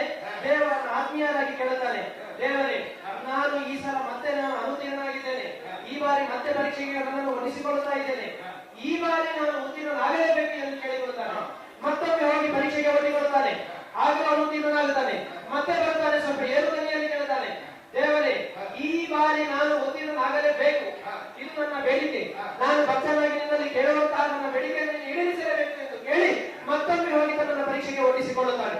ಆದರೆ ಮತ್ತೊಮ್ಮೆ ಅನುತ್ತೀರ್ಣನಾದಾಗ ಬಂದು ವಿರೋಧ ಭಕ್ತಿಯನ್ನು ವ್ಯಕ್ತಪಡಿಸುತ್ತಾನೆ. ನೀನು ಯಾವ ದೇವರು? ನನಗೆ ನನ್ನಲ್ಲಿ ಸಾಮರ್ಥ್ಯವಿದೆ, ಬೇರೆಲ್ಲ ಪರೀಕ್ಷೆಗಳಲ್ಲಿ ಉತ್ತೀರ್ಣನಾಗುವಂತಹ ಸಾಮರ್ಥ್ಯವಿದ್ದು ಒಂದು ಪರೀಕ್ಷೆಯಲ್ಲಿ ಉತ್ತೀರ್ಣನಾಗಿಸುವಂತಹ ಸಾಮರ್ಥ್ಯ ನಿನ್ನಲ್ಲಿ ಇಲ್ಲದಾಗಿ ಹೋಯಿತಲ್ಲ ಎಂದು ದೇವರನ್ನು ನಿಂದಿಸುತ್ತಾನೆ. ಅದು ಒಂದು ರೀತಿಯ ವಿರೋಧ ಭಕ್ತಿಯಾಗಿರುತ್ತದೆ. ಆದರೂ ಕೂಡ ಮತ್ತೊಮ್ಮೆ ಒಪ್ಪಂದವನ್ನು ಮಾಡಿಕೊಂಡು ಮತ್ತೊಮ್ಮೆ ಪರೀಕ್ಷೆಯನ್ನು ಬರೀಲಿಕ್ಕೆ ಹೋದಂತವನು ಮತ್ತೊಮ್ಮೆ ಅನುತ್ತೀರ್ಣನಾದಾಗ ಒಂದು ಆ ಭಕ್ತ ಆ ಕ್ಷಣದಿಂದ ಆ ದೇವರನ್ನ ಬದಲಾಯಿಸುತ್ತಾನೆ, ಧರ್ಮವನ್ನ ಬದಲಾಯಿಸುತ್ತಾನೆ. ಅಥವಾ ಆ ಕ್ಷಣದಿಂದ ಅವನು ದೇವರ ಮೇಲೆ ನಂಬಿಕೆಯನ್ನು ಬಿಡುತ್ತಾನೆ. ದೇವರ ನಂಬಿಕೆಯನ್ನು ಬಿಟ್ಟು ತಾನು ಏನು ಮಾಡಬೇಕು, ತನ್ನಲ್ಲಿ ಇರುವಂತಹ ಜ್ಞಾನವೇನಿದೆ ಅದನ್ನು ವಿಶೇಷ ಜ್ಞಾನವನ್ನಾಗಿಸಬೇಕು, ವಿಜ್ಞಾನಿಯನ್ನಾಗಿಸಬೇಕು, ತಾನೇ ಸಂಶೋಧನೆಯನ್ನು ಮಾಡುವುದಕ್ಕೆ ಶುರು ಮಾಡುತ್ತಾನೆ. ದೇವರ ಗುಣವನ್ನು ವಿರೋಧಿಸಿ ಬದುಕುವುದಕ್ಕೆ ಶುರು ಮಾಡುತ್ತಾನೆ. ಅದಕ್ಕೆ ಕಾರಣ ದೇವತೆಗಳಾದಂತಹ ನೀವು. ಅದಕ್ಕೆ ಅವಕಾಶವನ್ನು ಮಾಡಿಕೊಡಬೇಡಿ. ದೇವತೆಗಳನ್ನು ನಿಂದಿಸುವುದಕ್ಕೆ ಶುರು ಮಾಡುತ್ತಾನೆ. ನಾನು ಎಲ್ಲಿ ಬೇಕಾದರೂ ಯಾವ ಆಚರಣೆಯನ್ನು ಮಾಡಬಯಸುತ್ತಾನೆ ಎಂದು ನೇರವಾಗಿ ಸಾರ್ವಜನಿಕ ಜಾಗದಲ್ಲಿ ಹೇಳುವಂತವನಾಗುತ್ತಾನೆ. ಅದಕ್ಕೂ ದೇವರು ಕಾರಣರಾಗಿರುತ್ತಾರೆ. ಅವನ ಮತಿಯನ್ನು ಸರಿಪಡಿಸಬೇಕಿತ್ತು, ಆದರೆ ಅದಕ್ಕೆ ಕಾರಣವಾಗದೆ ಹಾಗೆ ಆಗುವುದಕ್ಕೆ ಸಾಧ್ಯವಾಗುತ್ತದೆ. ಇನ್ನೊಂದು ರೀತಿಯಲ್ಲಿ ಹೇಳುವುದಾದರೆ ಸಂಘರ್ಷ ಸಂಸ್ಕಾರ ಅನ್ನುವಂಥದ್ದು ಬರುತ್ತದೆ. ಒಂದು ಪರಸ್ಪರ ಸಂಸ್ಕಾರ ಅನ್ನುವಂಥದ್ದು ಸಿಕ್ಕಿದ ಕೂಡಲೇ ಅದು ವಿಚಿತ್ರವಾದಂತಹ ಸಂಘರ್ಷದಲ್ಲೇ ಇರುತ್ತದೆ. ನನ್ನದೊಂದು ಸಂಸ್ಕಾರ, ಭಕ್ತನಾಗಿ ಬಂದಿದ್ದೇನೆ. ನಿಮ್ಮದೊಂದು ಸಂಸ್ಕಾರ, ಭಕ್ತನನ್ನು ಕೊರೆಯುವಂತಹ ಸಂಸ್ಕಾರವಾಗಿದೆ. ನಾನು ಪರಿಯಾಗಿ ಬೇಡಿಕೊಂಡೆ, ನೀವು ನನ್ನನ್ನು ತಿರಸ್ಕಾರ ಮಾಡುತ್ತಲೇ ಬಂದಿರಿ. ನಾನು ನನ್ನನ್ನು ಮತ್ತೆ ಮತ್ತೆ ಒಪ್ಪಿಸಿಕೊಂಡು ಶರಣಾಗಿಸಿಕೊಂಡು ಬೇಡಿಕೊಂಡು ಬಂದರೂ ಕೂಡ ನನ್ನ ಯಾವುದೇ ಬೇಡಿಕೆಯನ್ನು ಒಪ್ಪದೆ ತಿರಸ್ಕಾರ ಮಾಡುತ್ತಲೇ ಬಂದಿದ್ದೀರಿ. ಮತ್ತೊಮ್ಮೆ ವಿನಯದಿಂದ ಕೇಳ್ತಾ ಇದ್ದೇನೆ, ವಿನಯದಿಂದ ಮೀರಿ ಕೇಳ್ತಾ ಇದ್ದೇನೆ, ವಿರೋಧ ಭಕ್ತಿಯಿಂದ ಕೇಳ್ತಾ ಇದ್ದೇನೆ, ದಯನೀಯವಾಗಿ ಕೇಳ್ತಾ ಇದ್ದೇನೆ. ತಲೆಗೆ ಹಿಡಿದು ಬರಬೇಕು ತಾಯಿ. ಕಂಡ ಪರಶುವೇ ಬಂದರೂ ಕೂಡ ಬರುವುದಿಲ್ಲ, ಇಲ್ಲ ಬರುವುದಿಲ್ಲ, ಸಾವಿರ ಮಂದಿಗೂ ಬರುವುದಿಲ್ಲ. ಮುಟ್ಟು ಬಾಯಿ. Oh, yeah.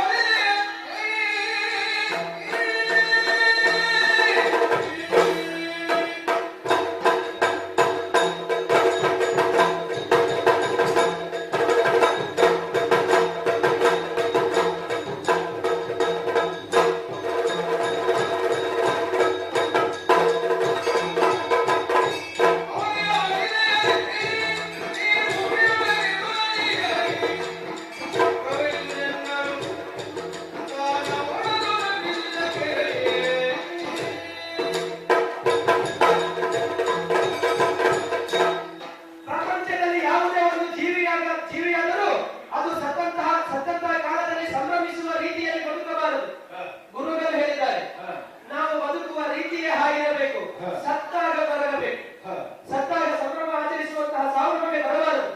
ಅಂತಹ ಸಾವು ಬರುವುದಾದರೆ ಅವನು ಬದುಕುವುದಕ್ಕೆ ಯೋಗ್ಯನೇ ಅಲ್ಲವಾಗಿರುತ್ತಾನೆ. ಅದಕ್ಕೆ ಹೇಳುವುದು ಶರಣರ ಸಾವನ್ನು ಮರಣದಲ್ಲಿ ನೋಡಬೇಕು. ಆದರೆ ತಾಯಿಯಾದವಳು ಮಗುವನ್ನು ಮುದ್ದು ಮಾಡುವ ರೀತಿಯಲ್ಲಿ ಮುದ್ದು ಮಾಡುತ್ತಾಳೆ. ದಾರಿ ತಪ್ಪಿದಂತಹ ಕಾಲದಲ್ಲಿ ಮದ್ದು ಮಾಡುತ್ತಾಳೆ. ಮದ್ದು ಮಾಡಿದಾಗ ಕೆಳದಿದ್ದಂತ ಕಾಲದಲ್ಲಿ ಗುದ್ದಲು ಕೊಡುತ್ತಾಳೆ. ಅದೆಂತಹ ಪರಿಸರವನ್ನು ನಮ್ಮ ಗೌರವವನ್ನು ನಿಂದಿಸಿದೀಯ ನೀನು. ನೀನು ಇಲ್ಲಿ ಇರುವುದಕ್ಕೆ ಯೋಗ್ಯನಲ್ಲ. ಈಗ ನಿನಗೆ ಶಾಪವನ್ನು ಕೊಡ್ತಾ ಇದ್ದೇನೆ. ನಿನಗೆ ಶಾಪವನ್ನು ಕೊಡ್ತಾ ಇದ್ದೇನೆ. ನೀನು ಇಲ್ಲಿ ಇರುವುದಕ್ಕೆ ಯೋಗ್ಯನಲ್ಲ. ಹೇಗೆ ನಮ್ಮ ಭೂಮಿಯನ್ನು ನಿಂದಿಸಿದ್ದೀಯೋ, ನಾನು ಭೂಮಿಯಲ್ಲಿ ಮಳೆಯನ್ನು ಸುರಿಸಬೇಕು, ದೇವತೆಗಳನ್ನು ಸಂತುಷ್ಟರಾಗಿಸಬೇಕು, ಅದಕ್ಕೆ ಉಪಾಧಿಯಾಗಿ ನಿನ್ನನ್ನು ಕರೆದುಕೊಳ್ಳುವುದಕ್ಕಾಗಿ ಬಂದರೆ ಅದನ್ನು ವಿರೋಧಿಸುತ್ತಾ ಬಂದೆ.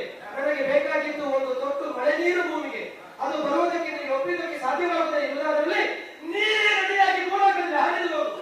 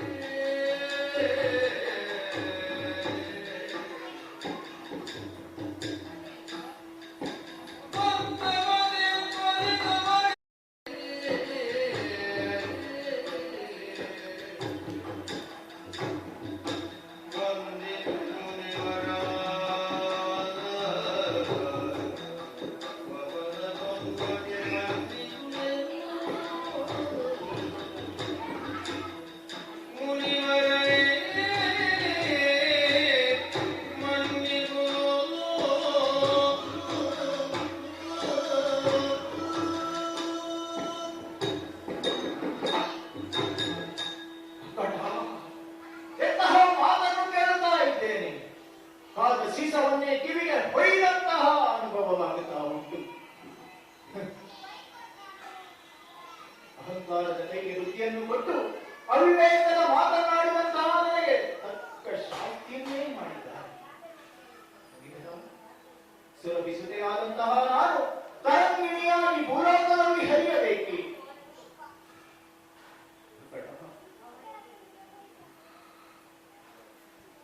ಧರ್ಮದ ಬೇರಾಗಿ, ಮಹಿಮೆಯ ಮೇಲಾಗಿ, ಸತ್ಯದ ತೇರಾಗಿ, ಶಾಂತಿಯ ಸುರಾಗಿರುವಂತಹ ನಿಮ್ಮನ್ನು, ನಿಮ್ಮ ಯೋಗ್ಯತೆಯನ್ನು ಅರಿಯದಾಗಿ ಹೋದಂತಹ ನಾನು ಮಾಡಿದಂತಹ ಅವಿವೇಕದ ಬಂಡ ಮಾತುಗಳಿಗೆ ಕೋಪಾವಿಷ್ಟರಾದಂತಹ ನೀವು ಶಾಪವನ್ನು ನೀಡಿದಿರಿ. ಯಾವ ಭೂಮಿಯನ್ನು ಹಳಿದನೋ, ಯಾವ ಕರ್ಮಭೂಮಿಯನ್ನು ನಾನು ನಿಂದಿಸಿದೆನೋ, ಯಾವ ಕರ್ಮಭೂಮಿಯಲ್ಲಿ ತಾವು ಮಾಡುವ ಕರ್ಮದ ಮುಖೇನ ಈ ಭೋಗ ಭೂಮಿಗೆ ಬರುವುದಕ್ಕೆ, ಮೋಕ್ಷತ್ವವನ್ನು ಸಾಧಿಸುವುದಕ್ಕೆ ಸಾಧ್ಯವಾಗುವಂತಹ ಆ ಭೂಮಿಯನ್ನು ನಾನು, ಆ ಧರಣಿಯನ್ನು ನಾನು ನಿಂದಿಸಿದೆನೋ, ಅಂತಹ ಭೂಮಿಯಲ್ಲಿ ನಾನು ಹರಿಯುವ ನೀರಾಗಿ, ತೊರೆಯಾಗಿ ಹರಿಯಬೇಕಿ. ಸ್ವಾಮಿ, ಇದಕ್ಕೆ ವಿಶಾಪವಿಲ್ಲ. ನನ್ನ ಅಪರಾಧವನ್ನು ಪ್ರಮಾದ ಅಂತ ಭಾವಿಸಿ ನನಗೆ ವಿಶಾಪವನ್ನು ಒದಗಿಸಬಾರದೆ. ನಿಮ್ಮ ಪಾದದ್ವಯಗಳಿಗೆ ನನ್ನ ಕಣ್ಣೀರ ದಾರಿಯಿಂದ ತೊಳೆದಿದ್ದೇನೆ, ತೊಳೆದಿದ್ದೇನೆ, ಅದನ್ನೇ ತೀರ್ಥವಾಗಿ ಕುಡಿದಿದ್ದೇನೆ. ಹರಸಬೇಕು, ಮನ್ನಿಸಬೇಕು, ವಿಶಾಪ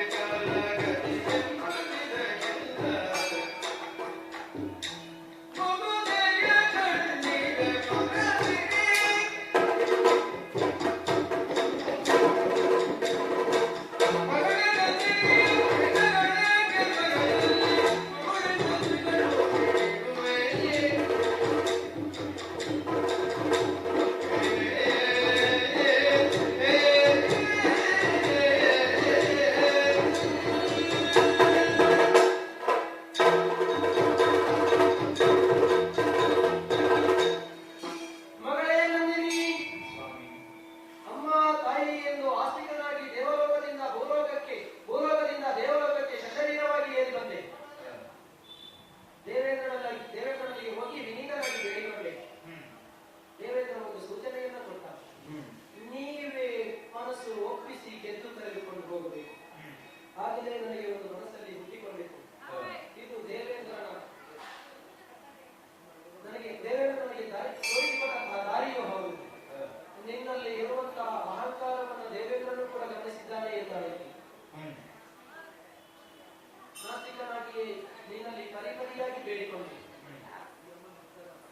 ನನ್ನ ಯಾವ ಬೇಡಿಕೆಯನ್ನು ಕೂಡ ನೀನು ಬೇಡ ಬೇಡ ಬೇಡ ಎಂದು ಧಿಕ್ಕರಿಸುತ್ತಲೇ ಹೋದೆ. ಧ್ವನಿಯನ್ನು ಏರಿಸಿದೆ. ನಾಸ್ತಿಕನಾದಂತಹ ನಾನು ಒಂದು ಕ್ಷಣಕ್ಕೆ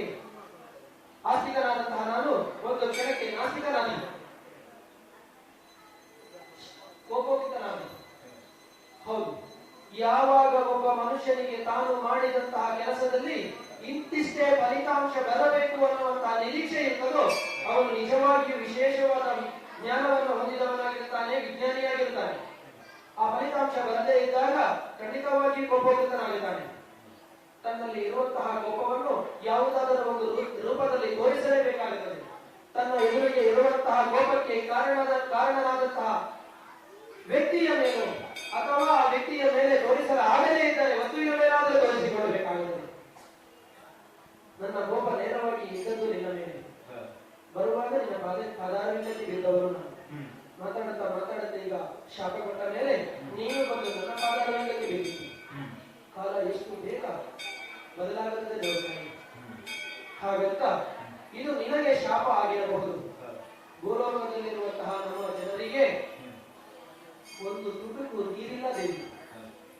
ನೀರು ಬೇಕು, ಮಳೆ ಬೇಕು ಅನ್ನುವ ಕಾರಣಕ್ಕಾಗಿ ಯಜ್ಞಯಾಗಗಳನ್ನು ಮಾಡುವ ಸಲುವಾಗಿ ಕಾಮಧೇನುವನ್ನು ಕರೆದುಕೊಂಡು ಬರುವುದಕ್ಕಾಗಿ ಬಂದರೆ ನಂದಿನಿ ಬರ್ತಾಳೆ ಎಂದು ಹೇಳಿದರೆ ಅದು ಬರದೇ ಇದ್ದಾಗ ನಾವು ಯಜ್ಞ ಯಾಗಾದಿಯನ್ನು ಮಾಡದೆ ನೇರವಾಗಿ ನೀರನ್ನು ಭೂಲೋಕಕ್ಕೆ ಕರೆಸಿಕೊಂಡಿದ್ದೇನೆ.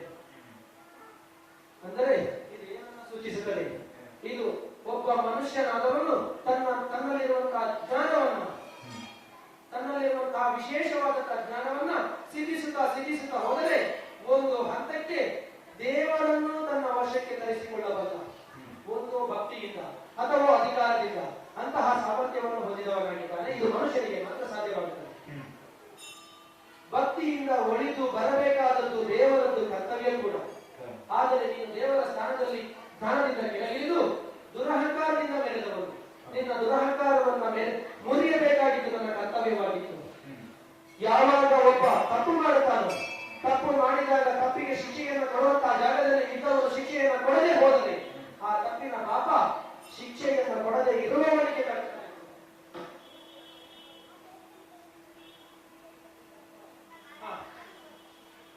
ಹಾಗಾಗಿ ನಿನಗೆ ನಾನು ಶಿಕ್ಷೆ ಕೊಡದೆ ಹೋಗುವುದಾದರೆ ನಿನ್ನಲ್ಲಿ ಉಳಿದಿದ್ದಂತಹ ಪಾಪದ ದೋಷ ಹಾಗೆಯೇ ಉಳಿತಾ ಇತ್ತು. ಹಾಗಾಗಿ ನಾನು ನಿನಗೆ ಶಿಕ್ಷೆಯನ್ನು ಕೊಟ್ಟಿದ್ದೇನೆ. ಇದು ನಿನಗೆ ಶಿಕ್ಷೆ ಮಾತ್ರವಲ್ಲ, ಯಾವಾಗ ಒಬ್ಬ ಮನುಷ್ಯನಾಗಲಿ ಜೀವಿಯಾಗಲಿ ತಾನು ಮಾಡಿದಂತಹ ತಪ್ಪನ್ನು ಅಪರಾಧವನ್ನು ತಾನು ಗ್ರಹಿಸಿಕೊಂಡು ಅದಕ್ಕೆ ಶಿಕ್ಷೆಯನ್ನು ಅನುಭವಿಸುತ್ತಾನೋ ಹಾಗೆ ನಿಜವಾಗಿಯೂ ಅದರ ಪಾಪವನ್ನು ಕಳೆದುಕೊಳ್ಳುತ್ತಾನೆ.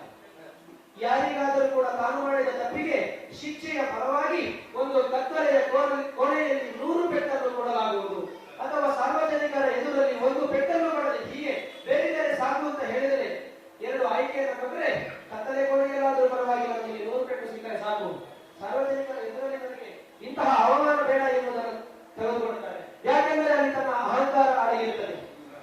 ಅಹಂಕಾರವನ್ನು ಮುರಿದು ಮೊಣಕಾಲನ್ನು ಊರಿ ಶಿಕ್ಷೆಯನ್ನು ಒಪ್ಪಿಕೊಂಡಂತೆ ಆದರೆ ಬದುಕು ಆ ಕಾರಣಕ್ಕಾಗಿ ನಾನು ನಿಮಗೆ ಶಿಕ್ಷೆಯನ್ನು ಕೊಟ್ಟಿದ್ದೇನೆ. ತುಂಬಿದ ಸಿರಿಯಿಂದ ಕುಂಬಿನಿ ಮೆರೆಯುವುದೆಯೇ?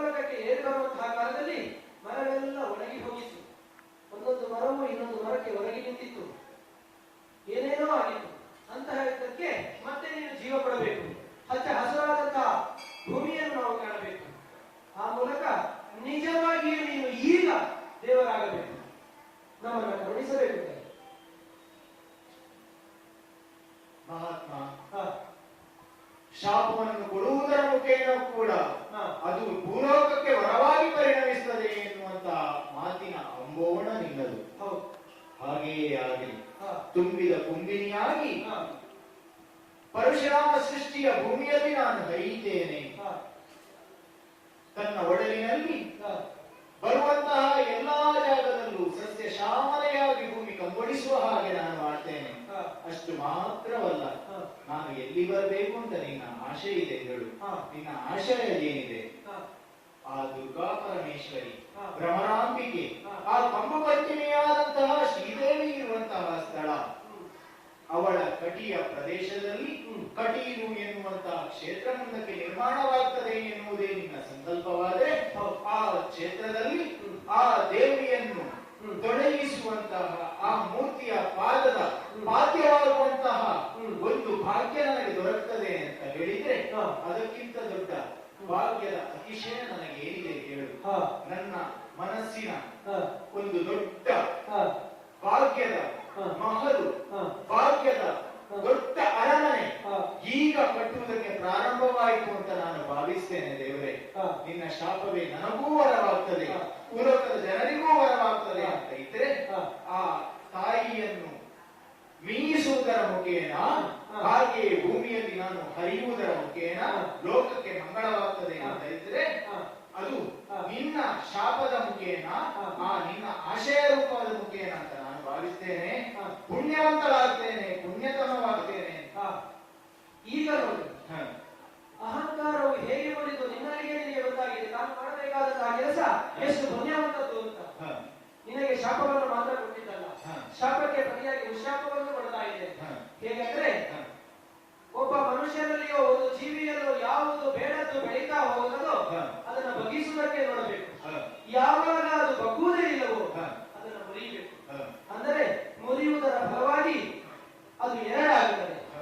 ಈಗ ನಾನು ಪಡೆದುಕೊಂಡದ್ದು ಹಾಗೆ, ಹಾ. ನಿನ್ನನ್ನು ನನಗೆ ಬಗ್ಗಿಸುವುದಕ್ಕೆ ಆಗದಿದ್ದ ಕಾಲದಲ್ಲಿ ನಿನ್ನನ್ನು ಮುರಿದಿದ್ದೇನೆ. ಹಾ. ಮುರಿದ ಫಲವಾಗಿ ನನಗೆ ನೇರವಾಗಿ ಗೋಲಕಕ್ಕೆ ನದಿಯಾಗಿ ಬಂದಿದ್ದೀನಿ. ಹಾ. ನಿನಗೆ ಅಲ್ಲಿ ಮುಂದೊಂದು ದಿವಸ ತಾಯಿ ಜಗದಮ್ಮೆ ನಿನ್ನನ್ನು ಕರುಣಿಸಿಕೊಂಡಿದ್ದಾಳೆ. ಹಾ. ಆ ಮೂಲಕ ನೀನು ಮತ್ತೆ ನಿನ್ನ ಯಾವ ಕ್ಷೇತ್ರವಿದೆ ಹಾ. ಅಲ್ಲಿಗೆ ತೆರಳುವವರಾಗಿದ್ದಿ, ಪುಣ್ಯಾತಿಯಾಗಿದ್ದಿ. ಈ ಮೂಲಕ ಲೋಕಕ್ಕೆ ಮಂಗಳವಾಗಲಿ.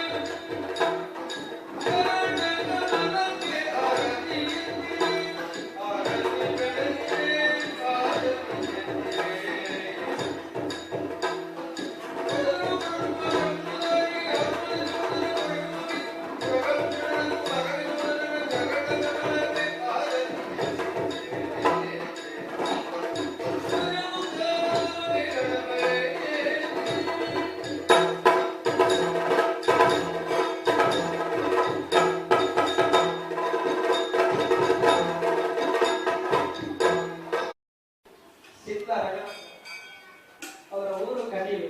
ಆ ಕ್ಷೇತ್ರದ ಕಥೆ ಇದೆ. ಬಿಕಾಂ ಪದವೀಧರರಾದ ಇವರು ಅಸಿಸ್ಟೆಂಟ್ ಮ್ಯಾನೇಜರ್ ಕೆಲಸ ಮಾಡ್ತಾ ಇದ್ದಾರೆ. ಕತ್ಲೆಗಾರರಾಗಿ ಅವಿನಾಶ್ ಭಯಪಡಿತಾ ಇದ್ದಾರೆ. ಇವರು ವಿಜಯ ಕರ್ನಾಟಕದಲ್ಲಿ ಹಿರಿಯ ಸಂಪಾದಕರಾಗಿ ಕೆಲಸ ಮಾಡ್ತಾ ಇದ್ದಾರೆ. ಲಕ್ಷ್ಮೀನಾರಾಯಣ ಭಟ್ರು ಸಾಫ್ಟ್ವೇರ್ ಇಂಜಿನಿಯರ್ ಆಗಿದ್ದಾರೆ. ನಮ್ಮ ಕತ್ಲೆಗಾರರು.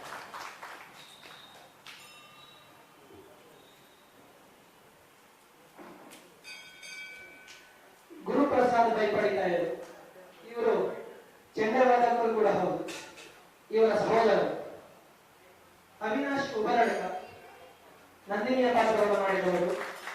MSc ಓದಿ MBA ಪದವಿ ಪಡೆದು ಈಗ ಸ್ವಂತ ಒಂದು ಬಿಸ್ನೆಸ್ ಮಾಡ್ತಾ ಇದ್ದಾರೆ. ಕಾಂಚನ MSc ಜರ್ನಲಿಸಂ ಮಾಸ್ ಕಮ್ಯುನಿಕೇಶನ್ ಅಲ್ಲಿ ಮಾಡಿದವರು. ನಾನು ಸುಧಾಕರ್ ಜೈನ್ ದಿ ಹಿಂದೂ ಪತ್ರಿಕೆಯಲ್ಲಿ ಫೋಟೋ ಜರ್ನಲಿಸ್ಟ್ ಕೆಲಸ ಮಾಡ್ತಾ ಇದ್ದೇನೆ. ನಮಗೆ ಅವಕಾಶ ಕೊಟ್ಟು ಮತ್ತೆ ಇಷ್ಟು ಹೊತ್ತು ಕೂತು ನಮ್ಮ ಮಾತನ್ನ ಆಲಿಸಿದ್ದಕ್ಕೆ ನಮಸ್ಕಾರ.